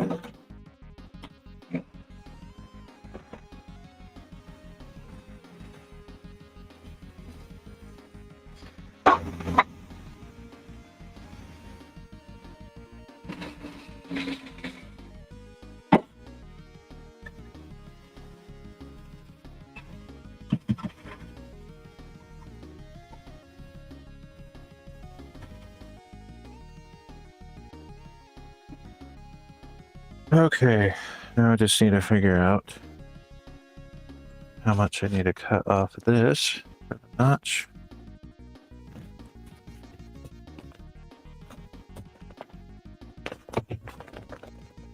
Oh, that's gonna suck.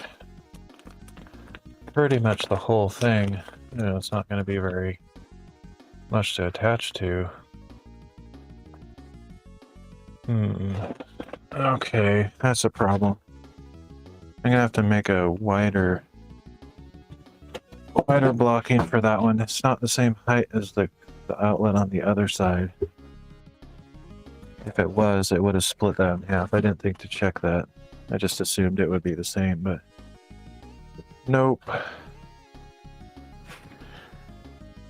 And there's like nothing in construction for the pros is exact. They don't really measure stuff like that. They kind of, like, for example, my brother-in-law, who's a master electrician, he was showing me how they use their hip oftentimes as the measurement for certain things or whatever. They don't like necessarily pull out a measuring tape for everything, you know, like the holes that he was making in the wall. He was just using kind of his hip as a guide.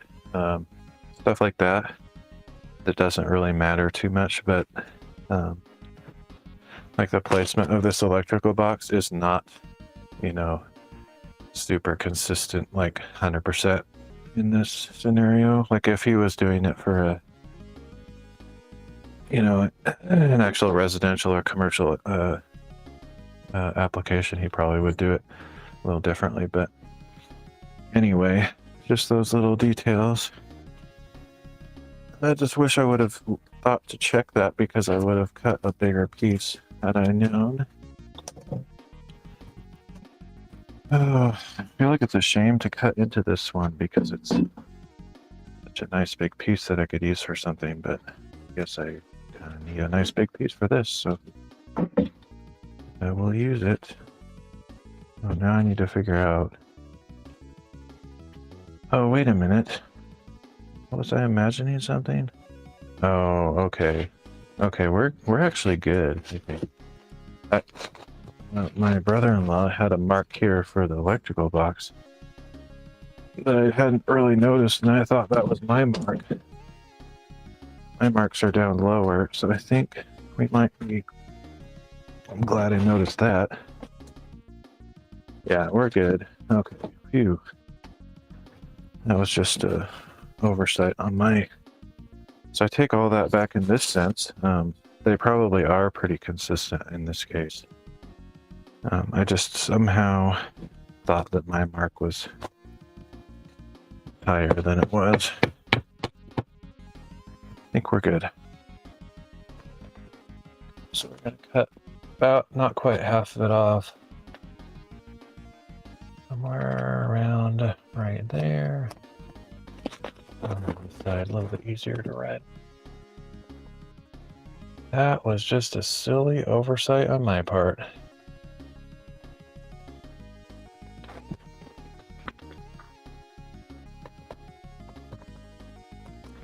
Okay. Could use a table saw or a jigsaw to do this little notch cut here.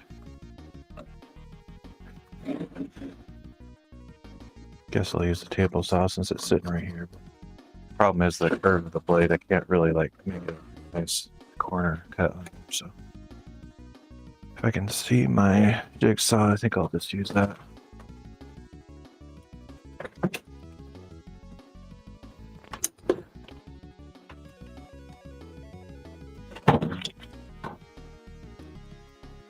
Not gonna switch blade though.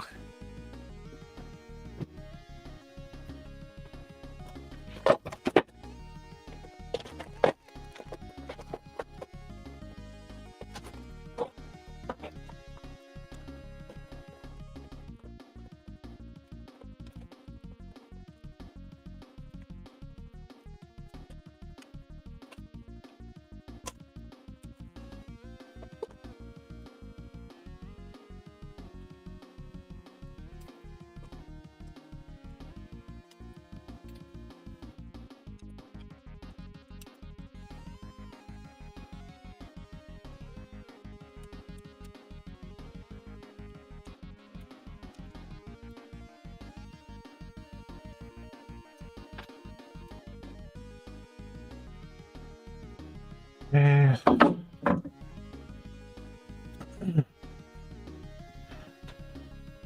The glasses go. Goggles. That's weird.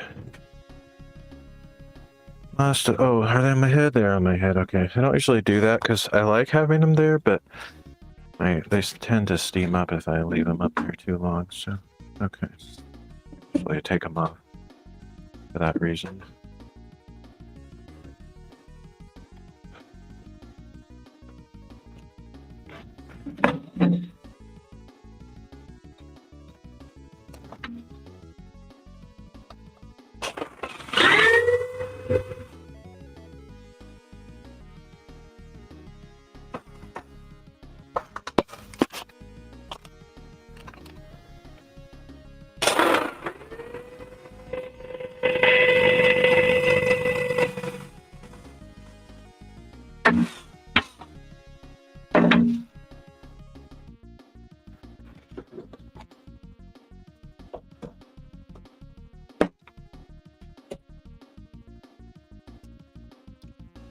These blades out just so they don't get messed up. Throw it in there. Eventually I'll actually organize these shelves. I'm just using them kind of as a landing spot for projects. I'll have some organization at some point.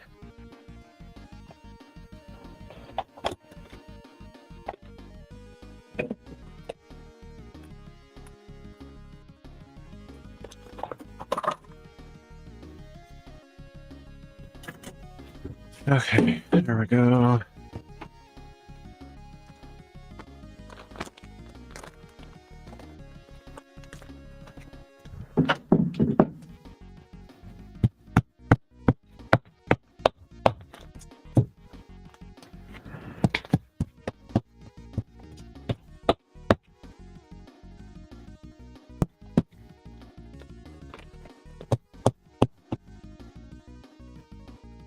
All right. So those are all cut now. I just have to do the bottom 8.5 or so inch strips, which, oh, I mean, I can definitely use this board. I was actually, the reason I was kind of not wanting to cut into this one, it's a perfectly nice square. I was using it as just a way to carry stuff like the big bucket of tiles that I was washing. You know, the container I had it in wasn't structural enough to hold the tiles and all the vinegar by the side of the tub. So having this under it, I could move them around. So I'm kind of hesitating to cut that up because I was enjoying using it for that kind of stuff. I need to take a quick break though, so I will be back in a few minutes.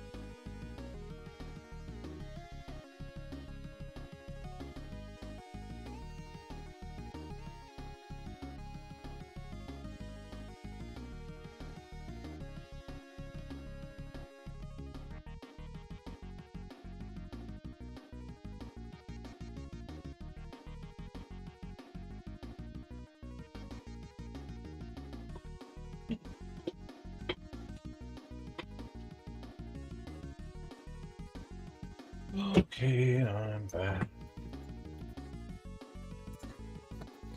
Make sure this mic is still working.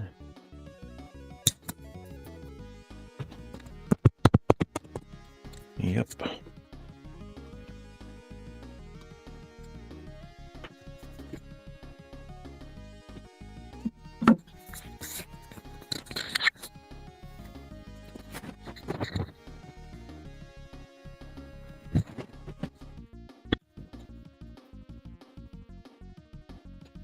Okay, so I have to cut the 8.5 pieces. It would be nice to get all of the blocking cut. I may not get it installed today because of the noise factor. I don't know.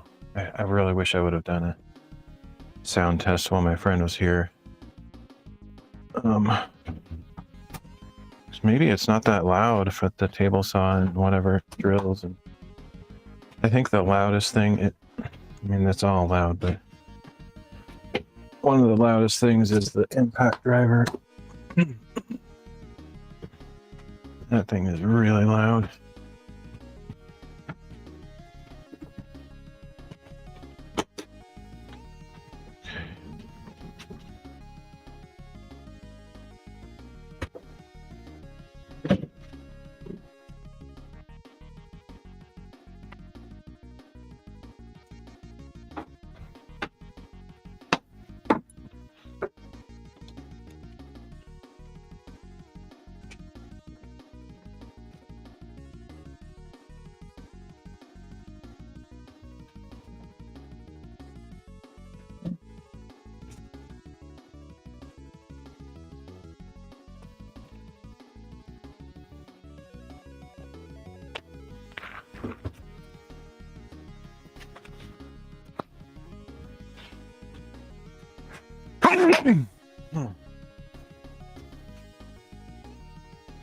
Yes, I'd like to save that piece for what I was talking about before I went and took a break.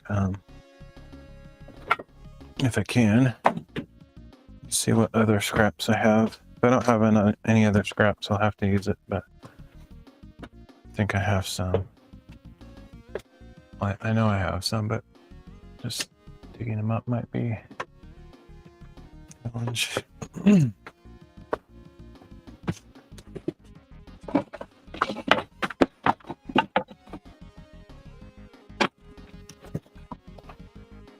I've used up a lot of the scraps though that I'm thankful I saved. Like, kind of annoying to have a big old pile of scraps, but as long as I have them for it, then it's definitely worthwhile. Save everything.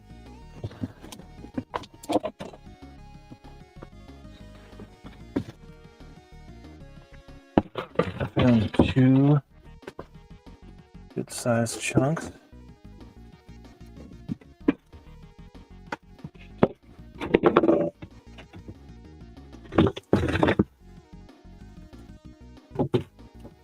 Maybe more than enough.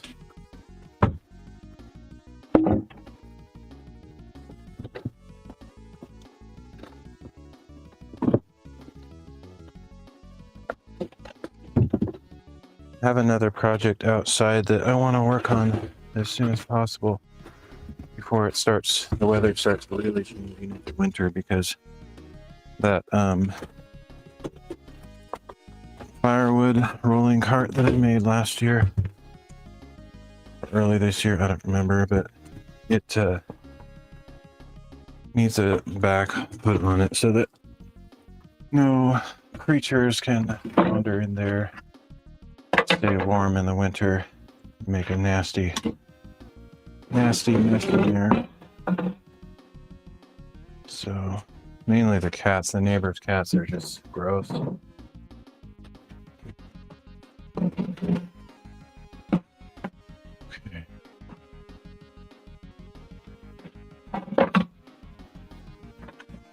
So this piece will give me a start. Let's see what we need. I can only get probably 2 pieces out of this. I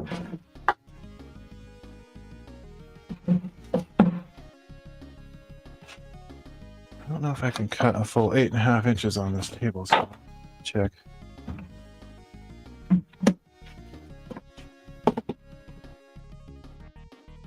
like it, but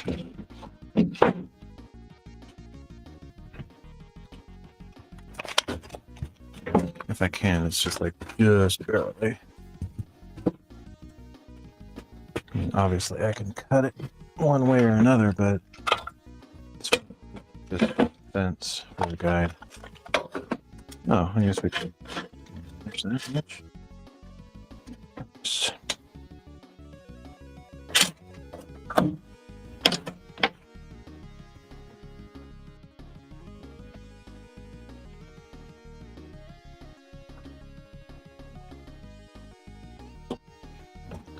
I think just locking 2 of these wheels gives it enough friction. It doesn't pretty strong. Got some pretty good grip on those wheels.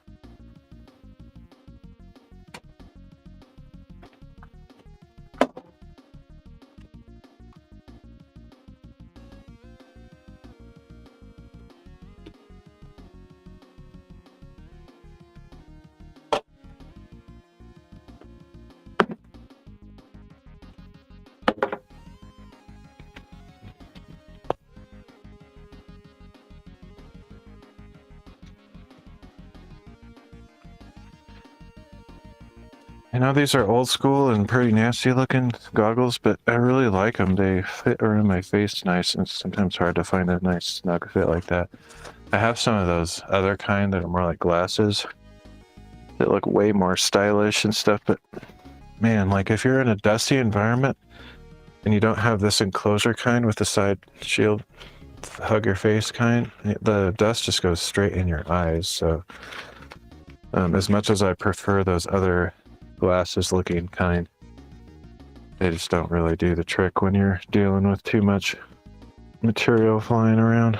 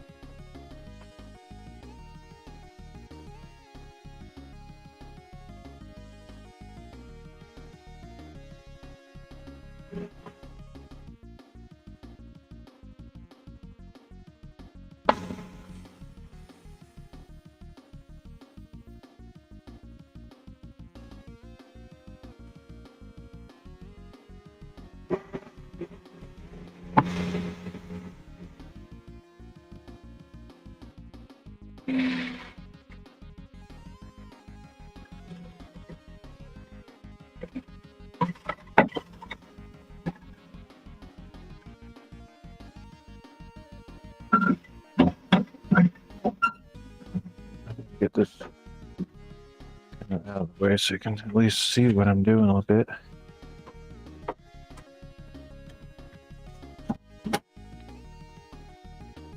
Let's see, I guess, I wonder if I can raise my tripod up enough to get over that.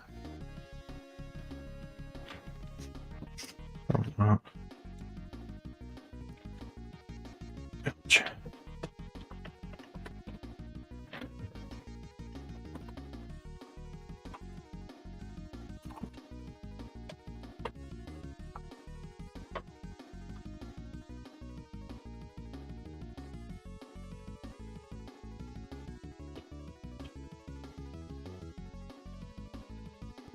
Almost.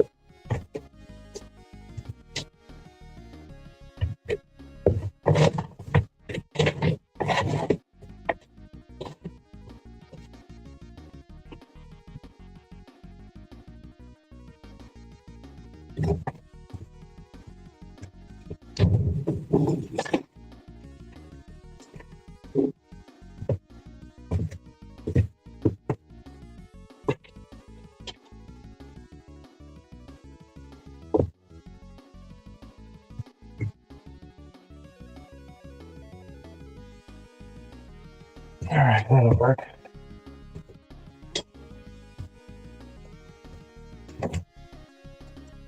See.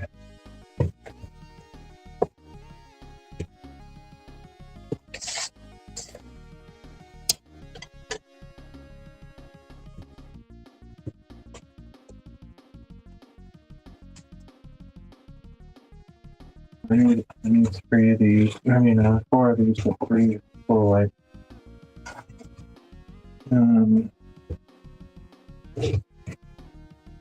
If I could get by with whatever this is, 6. Main thing is it needs to be this bottom strip. So we got 2 3x5s coming down to here, and then we got this thing here, which I need enough overlapping for the screws on the hill. That's kind of what I have. Gives me that much clearance. Go more like 9. So, but this is not. So I have to put into that other scrap that I brought down. Where did I put that one in? Oh, it's over there. Okay. I guess I'll cut those. No.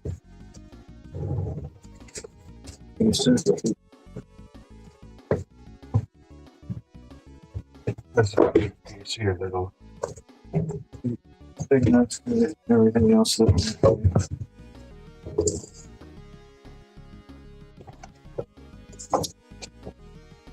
so big that it might be a little bit hard to cut in the space that I have, but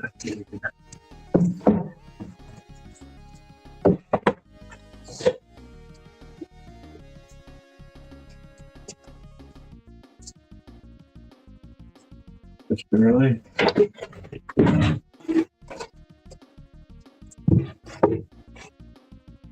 There's some dark spots on it. What? Probably some kind of oil got on it. Hopefully it's not. I don't think it's like mildew or anything. Check to make sure. I don't know what that is. It smells fine.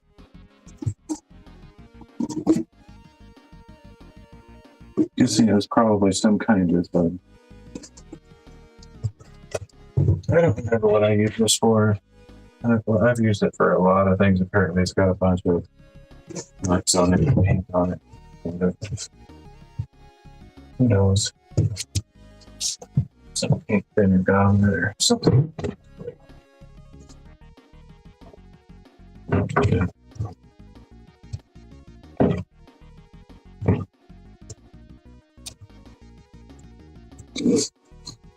Oh, shoot. I do. Oh, it's like, where did I check? Oh, maybe I left it inside. There it is. Okay, 2 more cuts. I'll take that out.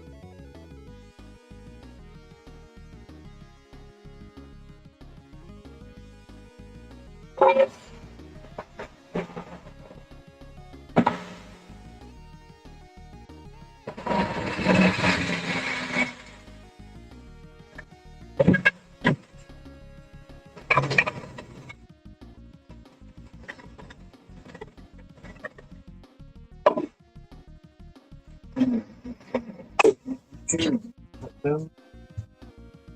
then I don't know if I'll do the actual installation. I might start on it. It shouldn't take too long, so maybe even though it's kind of noisy, I can muscle through it, push through it, and get it done.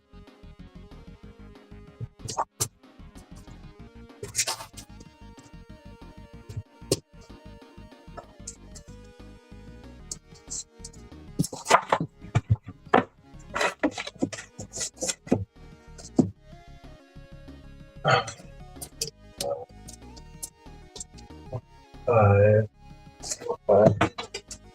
5.5, and trim it if I need to.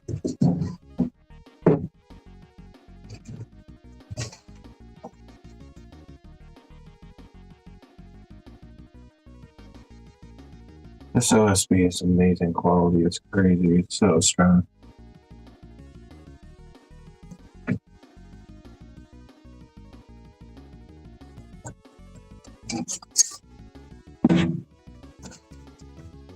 Really impressed with it.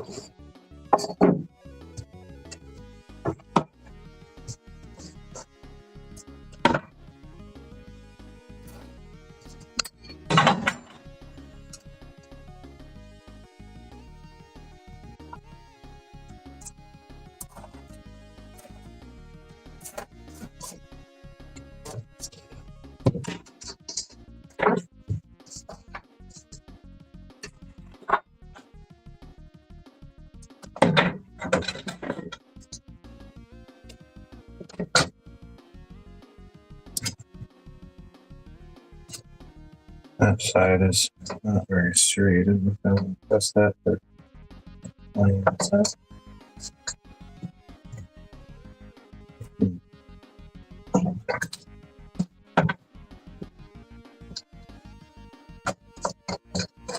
think I'll just freehand it. I can't really use this stupid guide thing because it's the edge. So normally I could use this, but this edge is like, oh, easy, except it's not straight. So freehand it.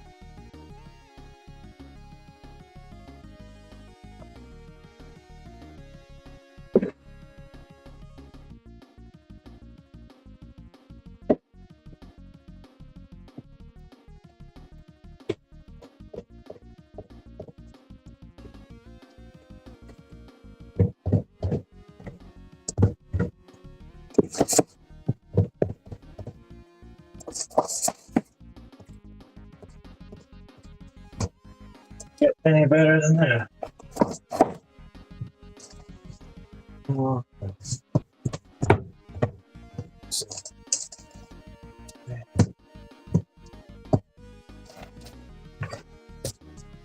Okay, next.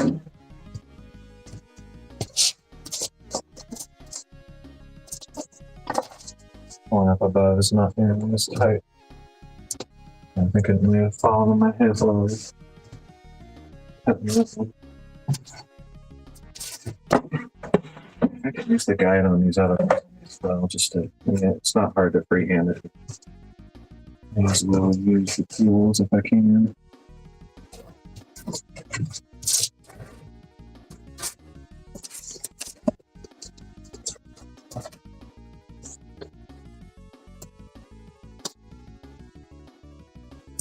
$37.35.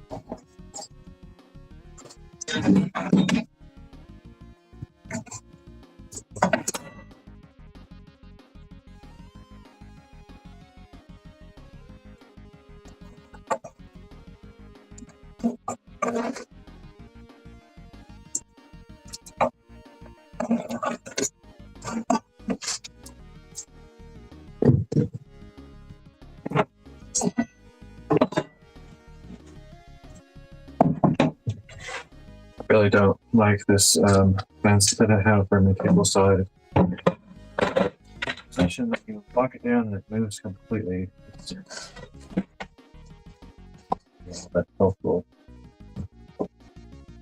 for stuff like this. So you get exact precision. Try to get it in the right spot.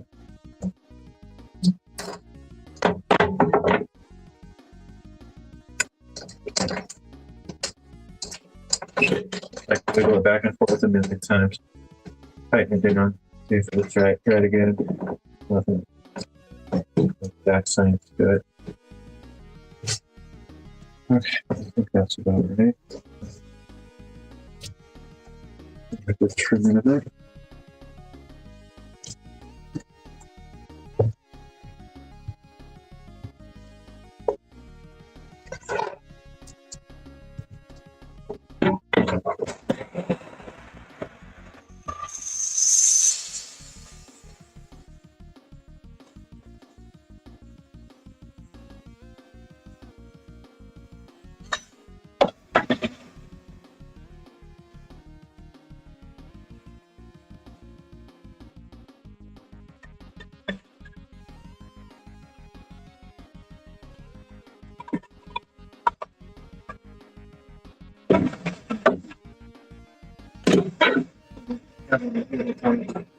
Surface doesn't really give you good results.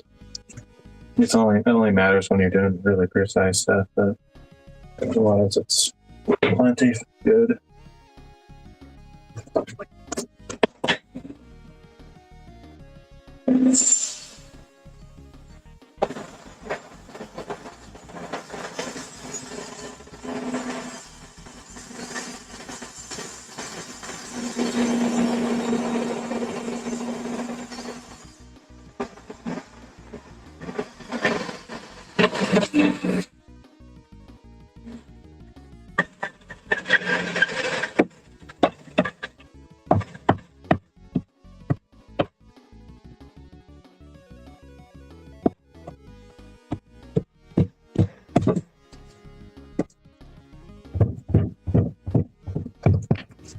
A little bit more rough.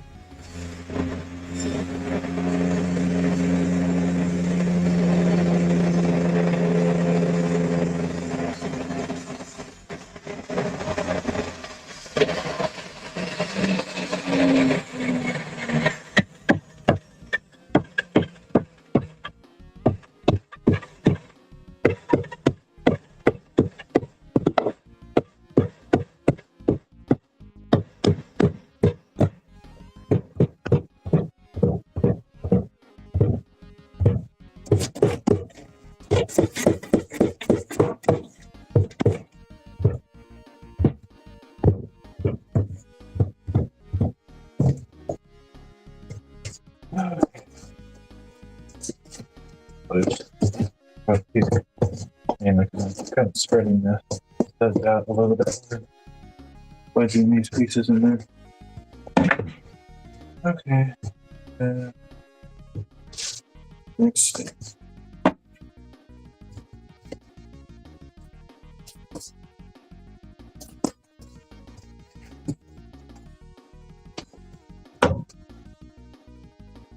$36.5.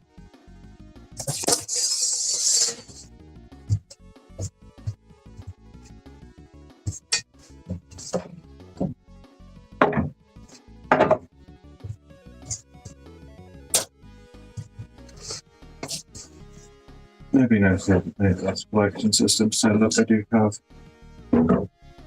it, but I may not keep it. I haven't tried it yet, but it's really big and I'm not sure if it's very good. I bought it when it was on the major sale at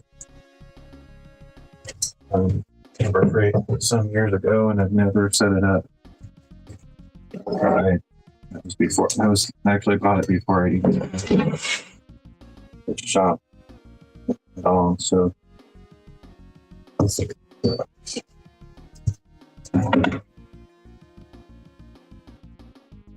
I just saw the good deal and jumped on it, and I don't think I might do a piece of junk, and I don't even want to bother with it. But it would be nice. I don't know if this table saw and any of the tools I have are that efficient at out the pipe, but it would probably help a little bit. Alright, I'm just gonna bring in the rest of these. It's really helping me use the fence.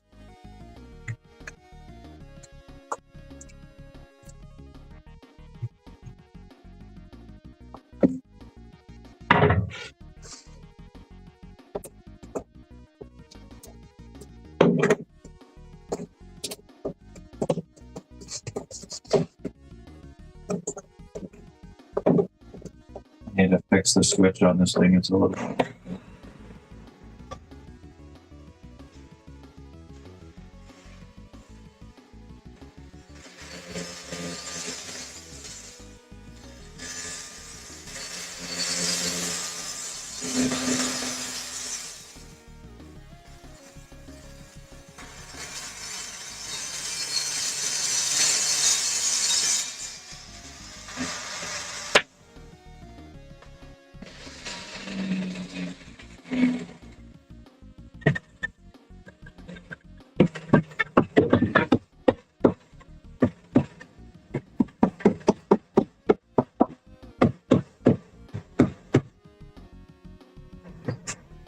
Perfect fit that time. One last.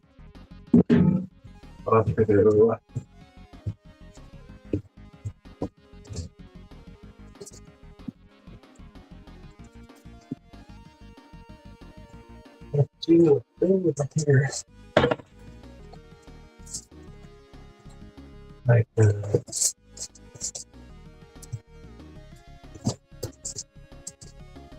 that going to stop. Yeah.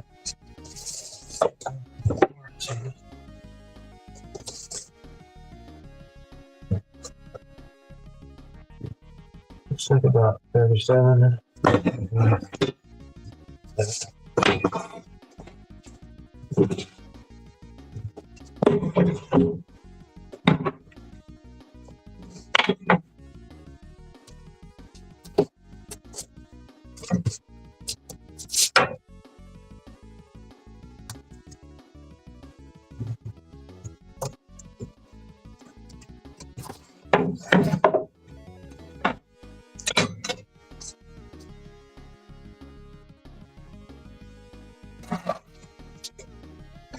Yeah, I was actually watching a pretty good YouTube video, I guess, about an old timer. He was a professional framer for many years, and he was kind of confirming what I thought. Like, speed is by far your number one metric. It's not accuracy, it's not quality of your job. Those factor into it, but speed is your number one priority as a framer or as any construction worker, because time is money. So they don't always do the best, pristine, perfect, precise job, and that's just the nature of it.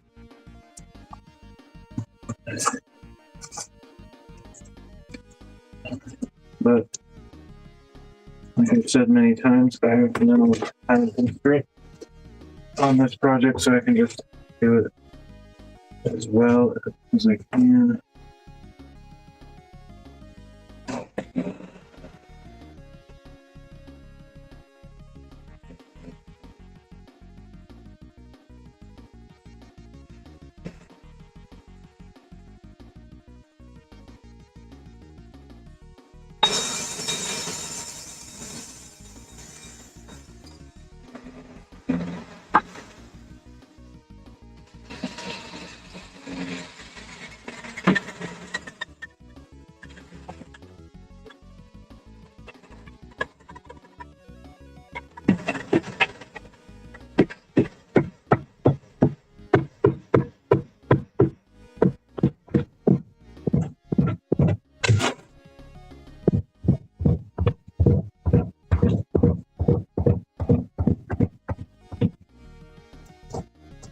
I think that's the last.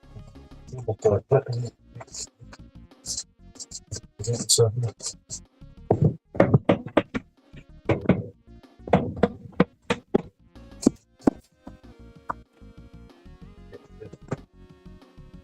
all of them pretty well done. Except for that first one that keeps falling off. That was pretty loose. But it's still good. It's a good fit, it's just not like super tight.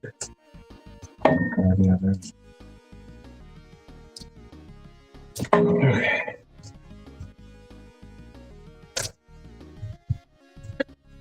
So now it's just whether or not I want to do all the pocket hole cuts, which I hate. Pocket hole, no screw, whatever. It's favorite thing to do because I don't have a proper tool for it. So I just have to like wrangle the regular drill.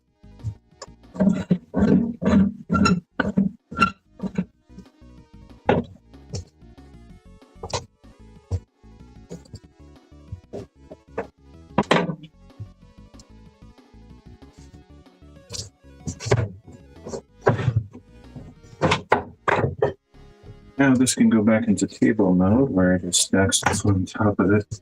It's always kind of a pain. Unstack it later, but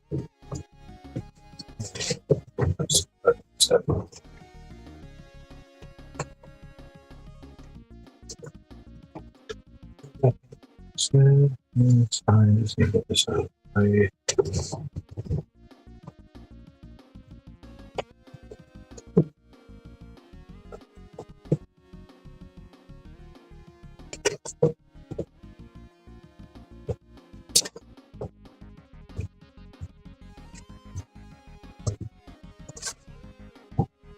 All right, well, I'll at least start on it. I don't know how long. Let's see what time is it. 8:30. Probably go for another hour without being too. It's a little bit late for the neighbors, so it's going to make too much noise. But I'm done with all the table saw stuff, which is pretty loud. Never in the do that. Impact driver, which can be just as loud.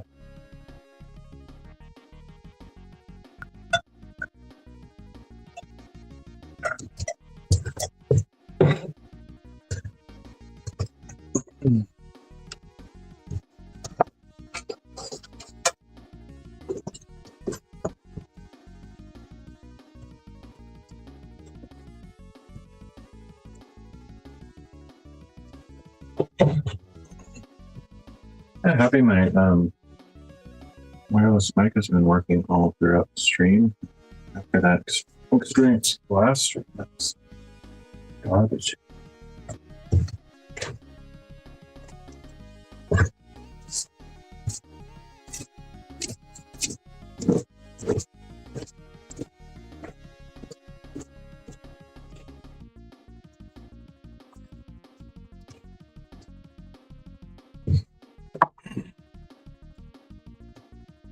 See if we clean it for another day.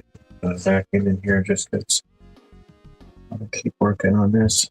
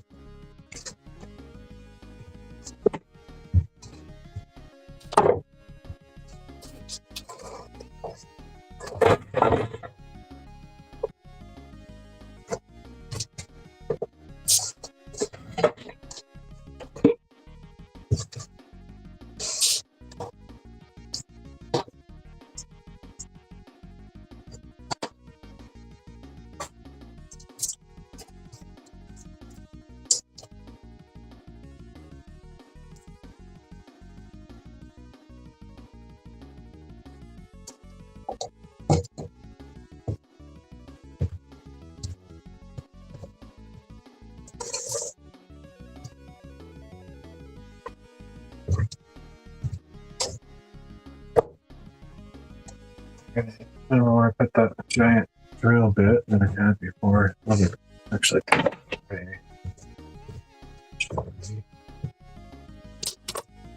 I think I just kept it out because I knew it was gonna.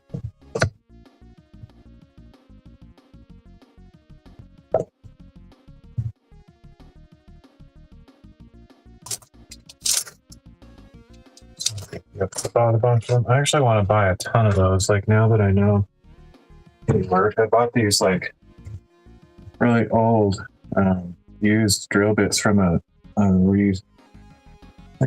repurposing tool place, kind of like going to garage sale or something. They're only 25 cents each, and these things can cost like $15 each or something. Like new, it's so stupid. I refuse to pay that much, especially since these old ones, even though they're rusted and look like junk, they work just fine. They might be a little bit dull, but not so much that they don't work, and I can always sharpen them. Plus, I feel like the older metal, they used to make steel better than they do now. Metal that you get now is garbage for the most part. Why would you pay like $15 for an inferior piece of junk? I won't do that. Maybe that's what it's like doing. Okay, here it is.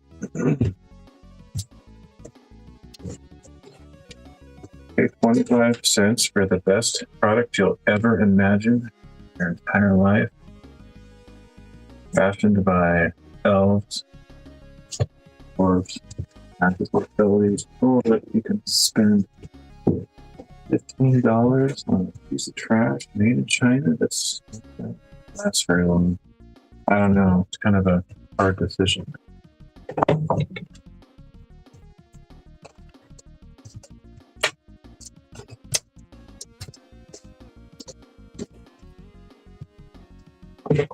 It's a shame that nobody makes good stuff anymore. I know. Very few. I don't even think manufacturers know how to make good quality products anymore because they've trained themselves to just look for ways to cut corners, make it cheaper, please the stockholders. Honestly, don't think that there's any companies, barely, there might be a few, but barely any out there that even remember how to make good products. And also, they actually purposely make things to not last long because they make more money if you have to replace it. Really sad.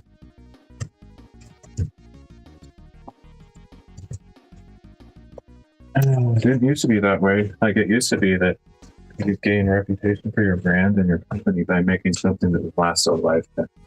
Like, they actually used to make objects that would be made out of such high quality materials that, like back in the 50s or something, you have one tool that will easily last your entire lifetime. You could hand it down to your third generation descendants and it'll still keep going. They don't make stuff like that anymore. That is for sure.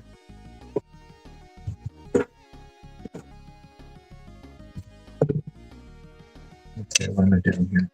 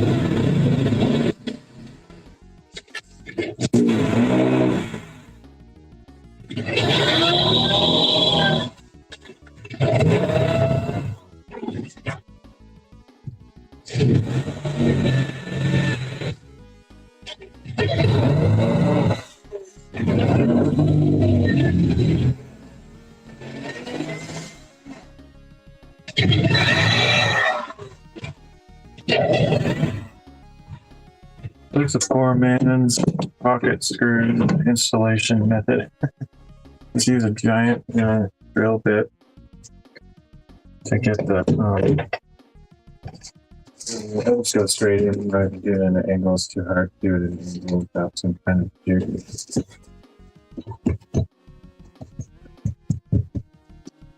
I just make a big old hole like that, and then you can come in here with an angle and go together.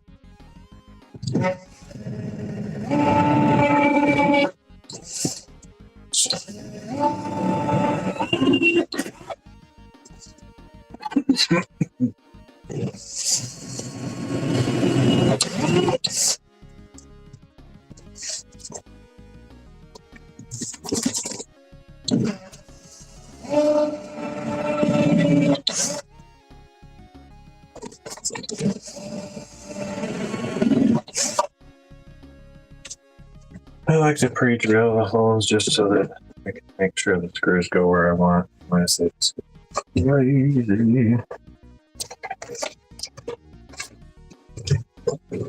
Takes longer that way though.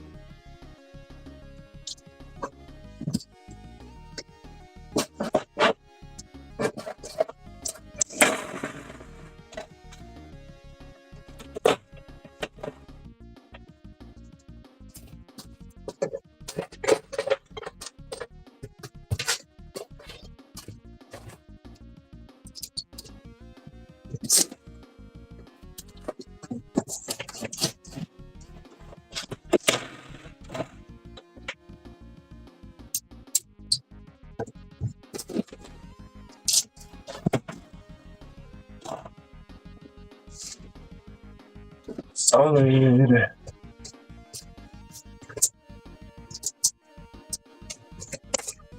The hardest part is to get it to be flush, and you don't always achieve that. Because if you put it flush and then you screw your pocket holes in, it's always going to sink in a little bit. But the amount that it sinks it in a little is kind of hard to predict. So I just do my best. It's perfect. Flush. Not necessarily 100% perfect.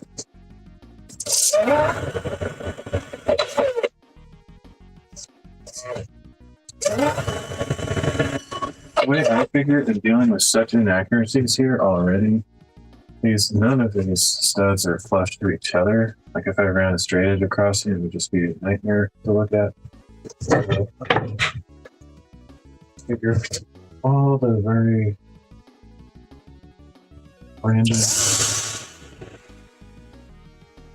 random inaccuracies adding up, I'll just like average out at some point, I guess. It might compound on top of each other, but there's nothing I can do.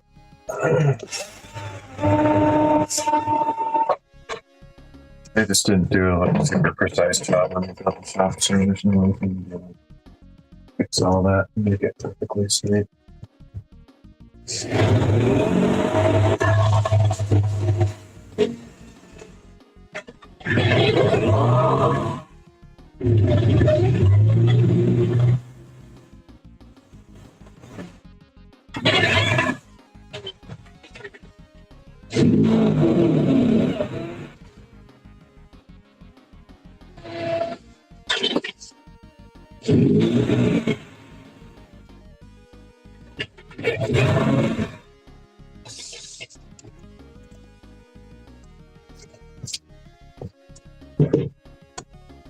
Kind of the only thing I don't like about OSB is the little legs that it's made out of. They sometimes like pop off, and then your surface isn't nice and flat. But oh well. Like this behind the wall, it doesn't matter. But if you're using it for kind of a finished material, like I use it for the tops of my tables and stuff, I can put like my other workbenches. I actually put a vinyl and a vinyl flooring on the top of it. But if you just use the OSB, it kind of a little bit over time.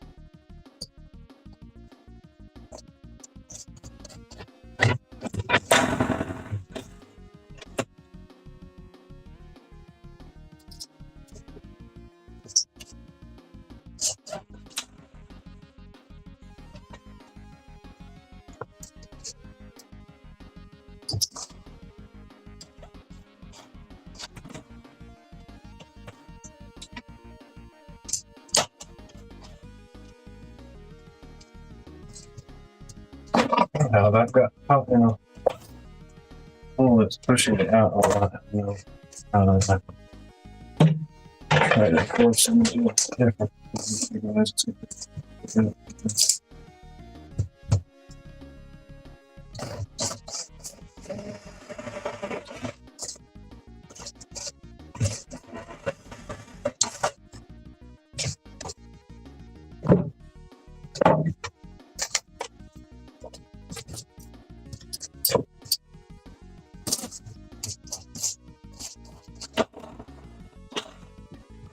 Sure.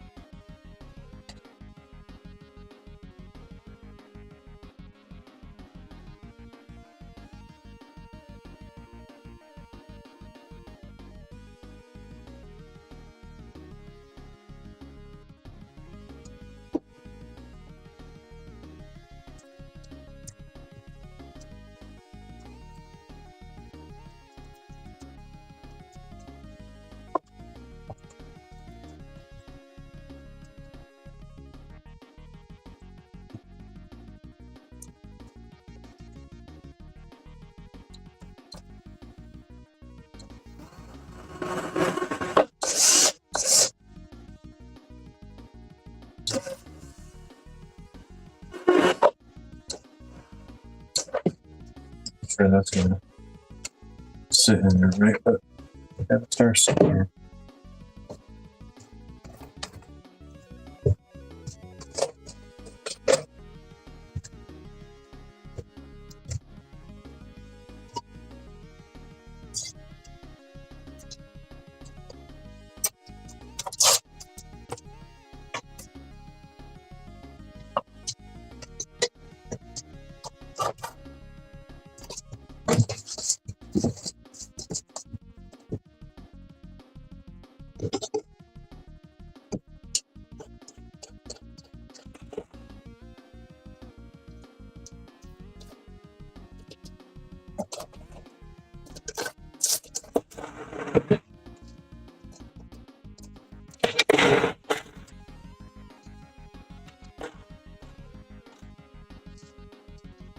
Good.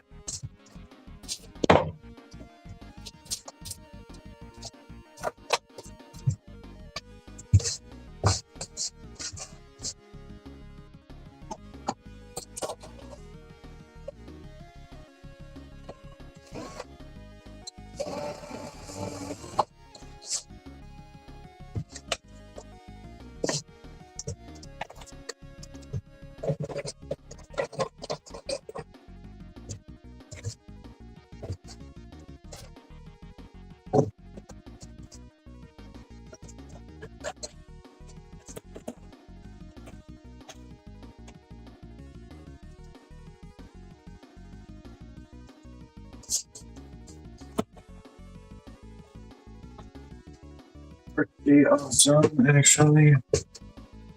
But if it started really loose, it ends up pretty rough. It's mainly because the stud, it's not supported on that side, so it can kind of bow out that way. That's why it was loose there.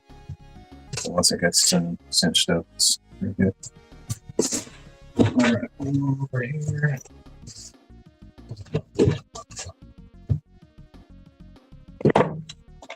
I actually finished all the blocking today, which will be really cool.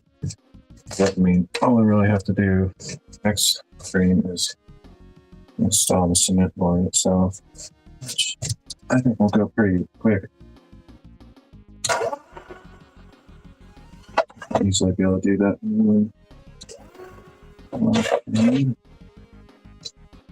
I have a couple other pieces around the window that I didn't finish before. I'm purposely saving those for last because I wanted to use like leftover scraps from whatever I don't use.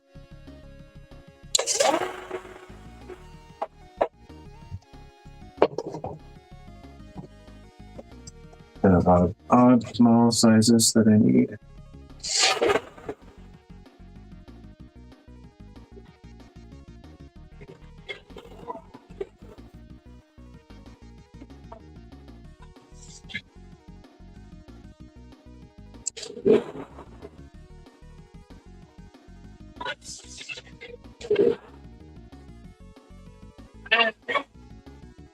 I'm so happy with these drill bits that I got for 25 cents that I want to like just go buy a crazy amount of.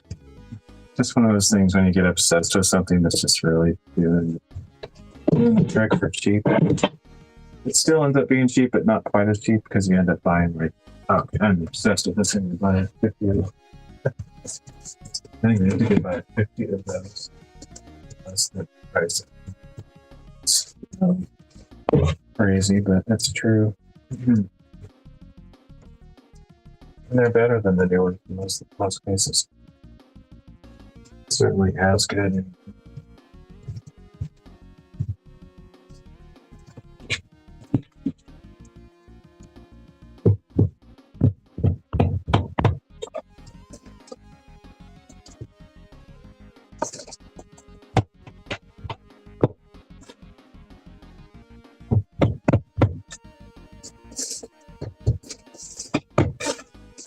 Okay.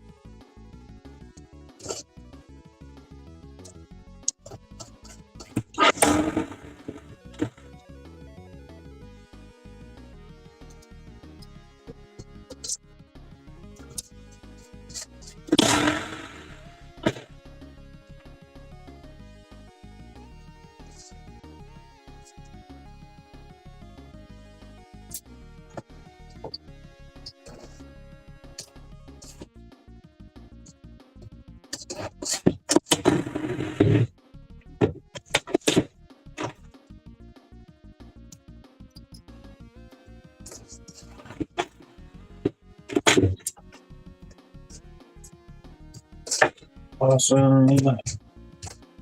Now the bottom verdict. I think I'll keep going. It's making some noise, but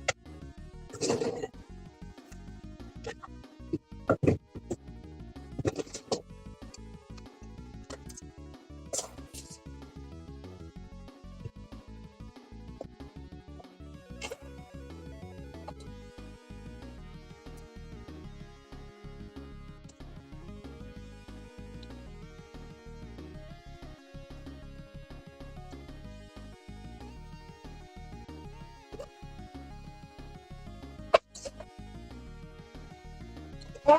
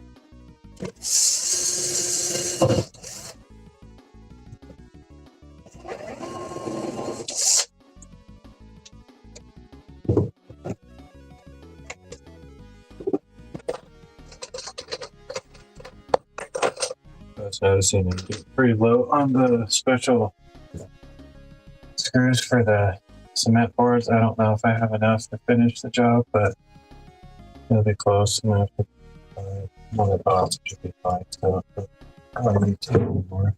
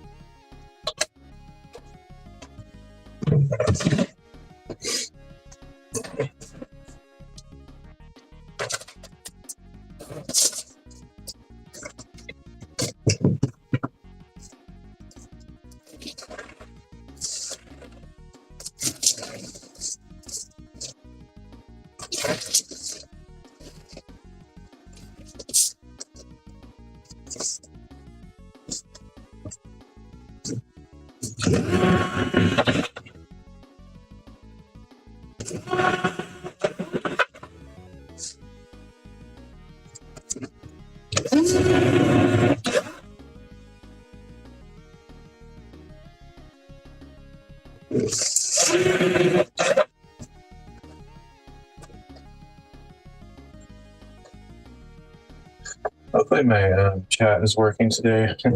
I did test it before I started, but I think it's just, not fair like usual, but it's always annoying when it's like not working. Don't know.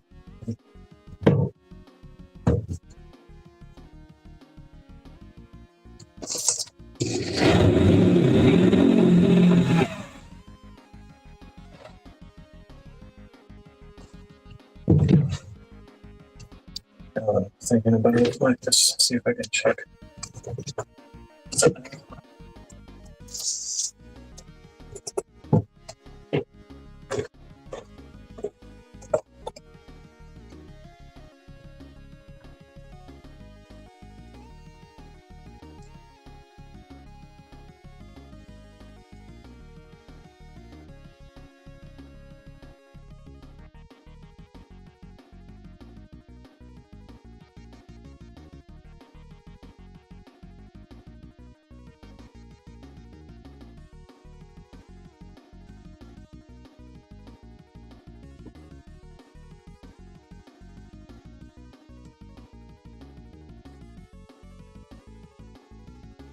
Yeah, that's what I thought. Just Nobody here. That's kind of what I need to do, but I hate it when there is somebody here and I can't hear messages. That's the worst.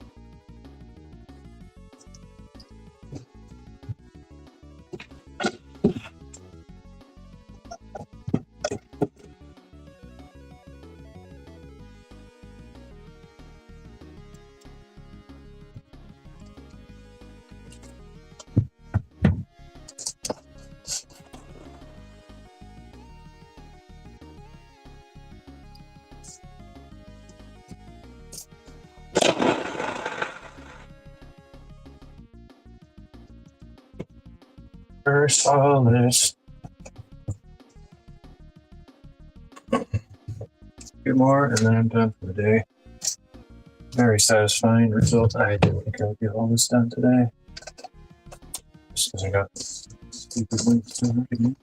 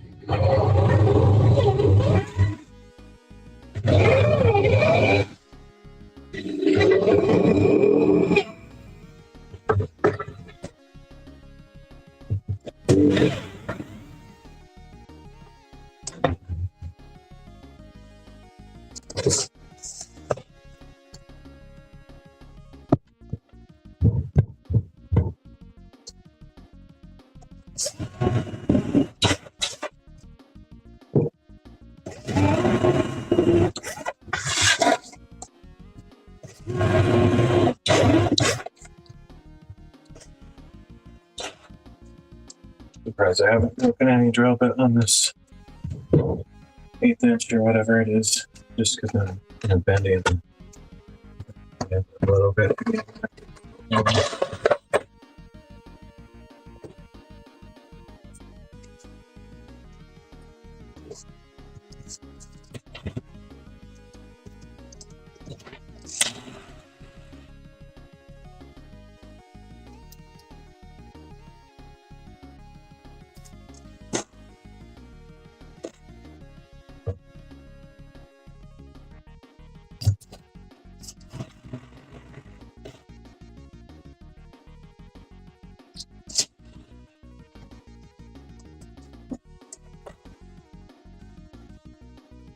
Perfect. One more little thing on this end. Okay.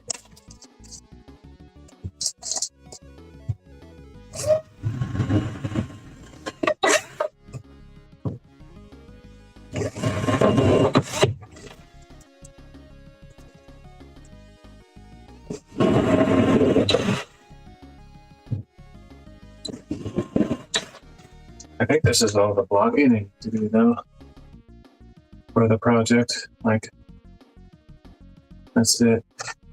I mean, someday I may do like the rest of the shop or something like that, or more extend it a little bit further. But for now, yeah.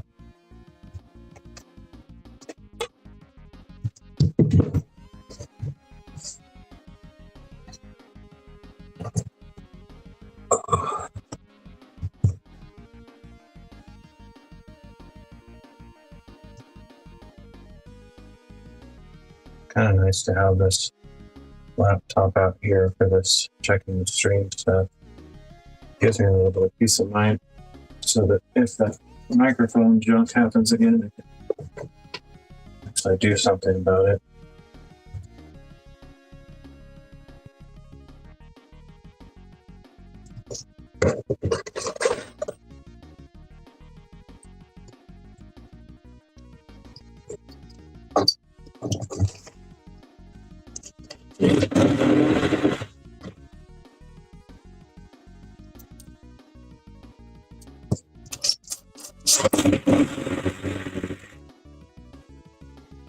Two more screws to go, and I'm done.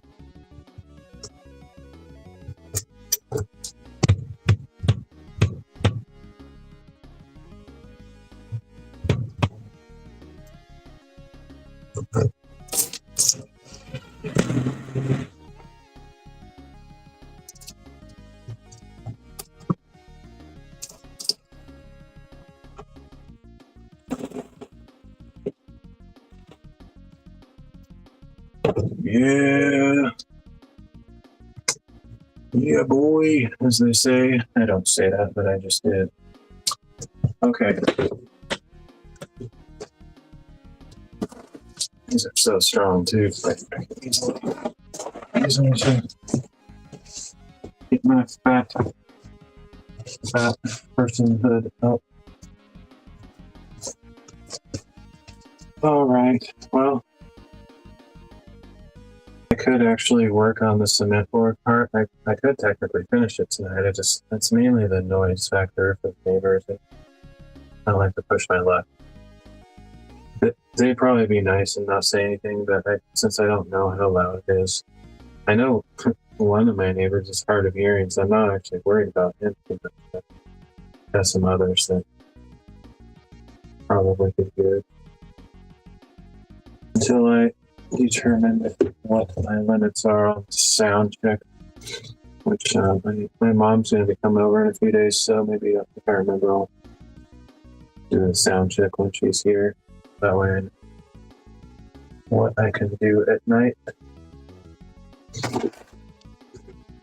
But yeah, pretty satisfying to get all this done. I know it doesn't seem like much, but I did have to cut all these boards and install them all, so it took a while. And it's all ready for the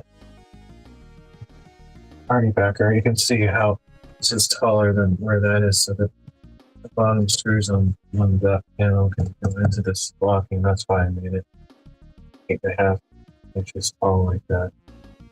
And then the entire bottom, the little strip on the bottom is supported all the way. So that's sturdy. There's not a single board that doesn't have blocking on any of its edges. Every edge of every board is fully supported, so you're not going to have any like accidental twitches somewhere and it breaks the edge or corner of the board or something. That was kind of my goal. Maybe a little bit overkill, but I don't think so. I could have gotten away with a little bit less blocking if I used the 1/2 inch hardy backer, but I decided to buy the 1/4 inch. So yeah, it's just kind of bare minimum, just mainly just for a covering, just to have the walls covered up is all I wanted. I didn't necessarily have any huge vision for it, but I might still put tiles on this. I just haven't decided. Save that for later. It's not a priority. I mainly just wanted to get them out and this down here. Let's get that one in while I'm seeing it. Probably, I don't remember honestly, but I might have to take that one off. Screw back in because it has a place pre-drilled for a screw, and obviously has a screw in there. Unless it's sunk really deep.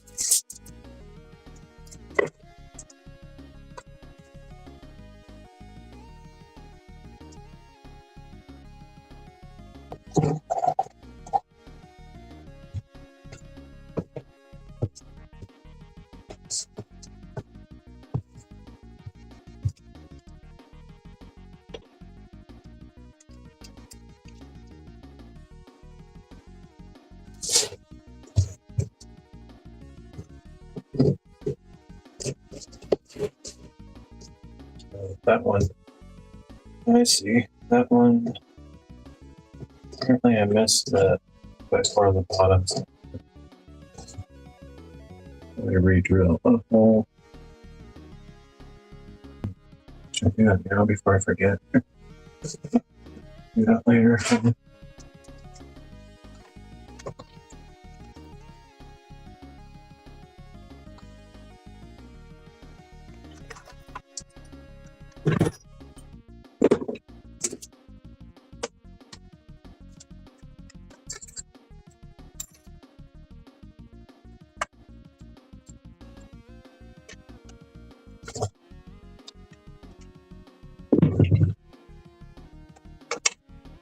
I don't really know what. I think it probably, I put the hole exactly between the OSB block and on the bottom of the 2x4. That's why I didn't about anything.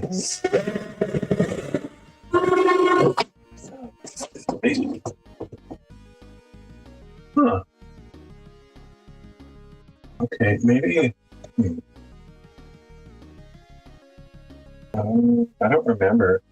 I guess it was so long ago. I did this wall first, and I think what I did is I had a 4-inch strip between this panel and the bottom, and instead of doing the 8.5, and that's where I learned. I was like, that kind of sucks. And then for that other wall, I started doing it all. Yeah, because there's no blocking behind the center area of the cement board on this particular area. Really low with the screw to hit the bottom board.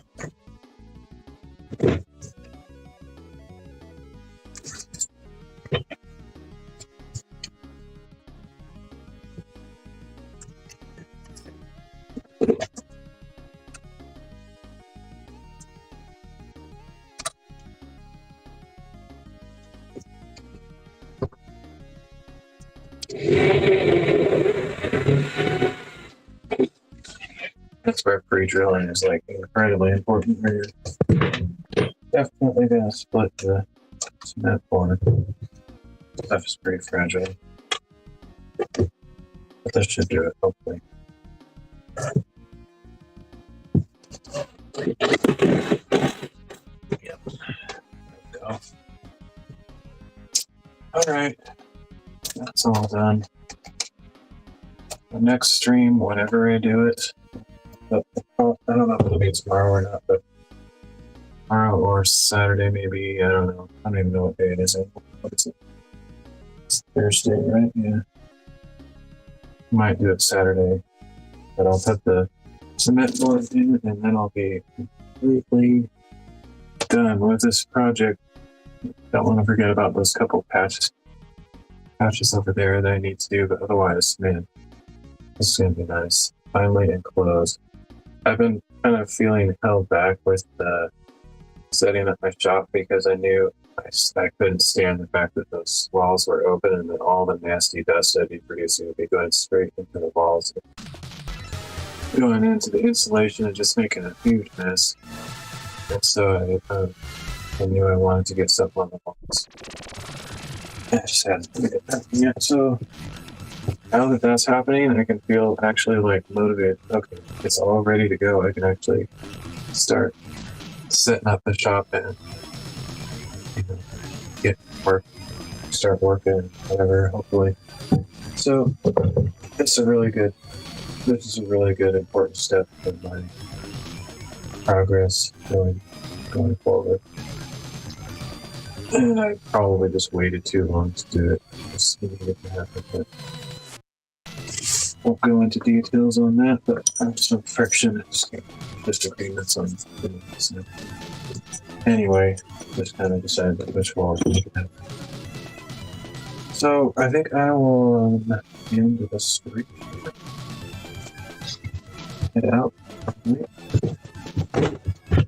Work on a few more. I got a bunch more Bible reading live streams processed and uploaded to my channel. And finally, hopefully, like I don't know for sure, but hopefully past the ones that need overdubbing. But my overdubbing scripts are very sophisticated and very capable. It still requires a fair amount of manual work on my part, as I tried the AI, kind of scene recognition and word recognition stuff. It does pretty amazing stuff, but it needs to be like on the millisecond accuracy, certainly within 100 milliseconds. So less than that, otherwise it's very noticeably off, and it starts stretching everything. So because I wasn't happy with how the auto AI recognition stuff was happening, I went back to my own approach, which takes a lot longer, but kind of thankful for it in a way, because those chapters that I have to work on longer, it's really like doing an intense Bible study. It's kind of hard to appreciate unless you do it, but listening intently at each word in order to do this kind of audio sound, processing, it really sinks in. You have to do it multiple times, just watching the same video over and over again. So I kind of like it. I'll almost be sad when I don't have to do that, because it's a really good way to do Bible study. But it's not necessarily the most efficient way, but for me, I think it is a pretty effective way, because I'm not an auditory learner or whatever, so I can try to read a book, like a page or even on the screen or whatever, a million times, it doesn't sink in. But when I hear it out loud, it's far more effective for me. So anyway, I'll probably work some of those chapters tonight. I wish I could upload them more frequently, but for YouTube does it like I think it's 8 or 10 videos per day max. Then it starts doing weird stuff where it doesn't. It definitely doesn't suggest those videos, but it also doesn't allow you to upload custom thumbnails as part of the process. So it messes up my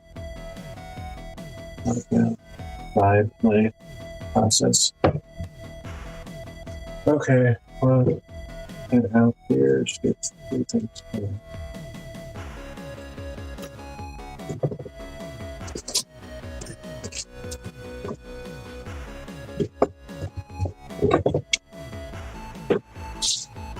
I'm going to leave all this here though, because I'm going to be working with this day or two. I'll clean up the dust from the table saw after I'm done with all this. There's other dust that I'll create. The boards, it seems.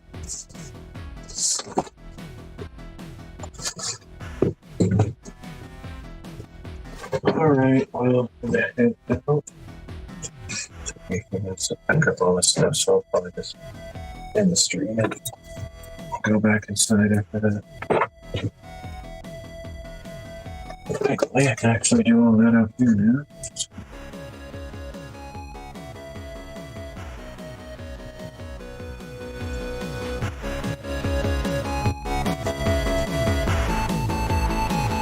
Yeah, I'll catch you guys later. Thanks for joining me.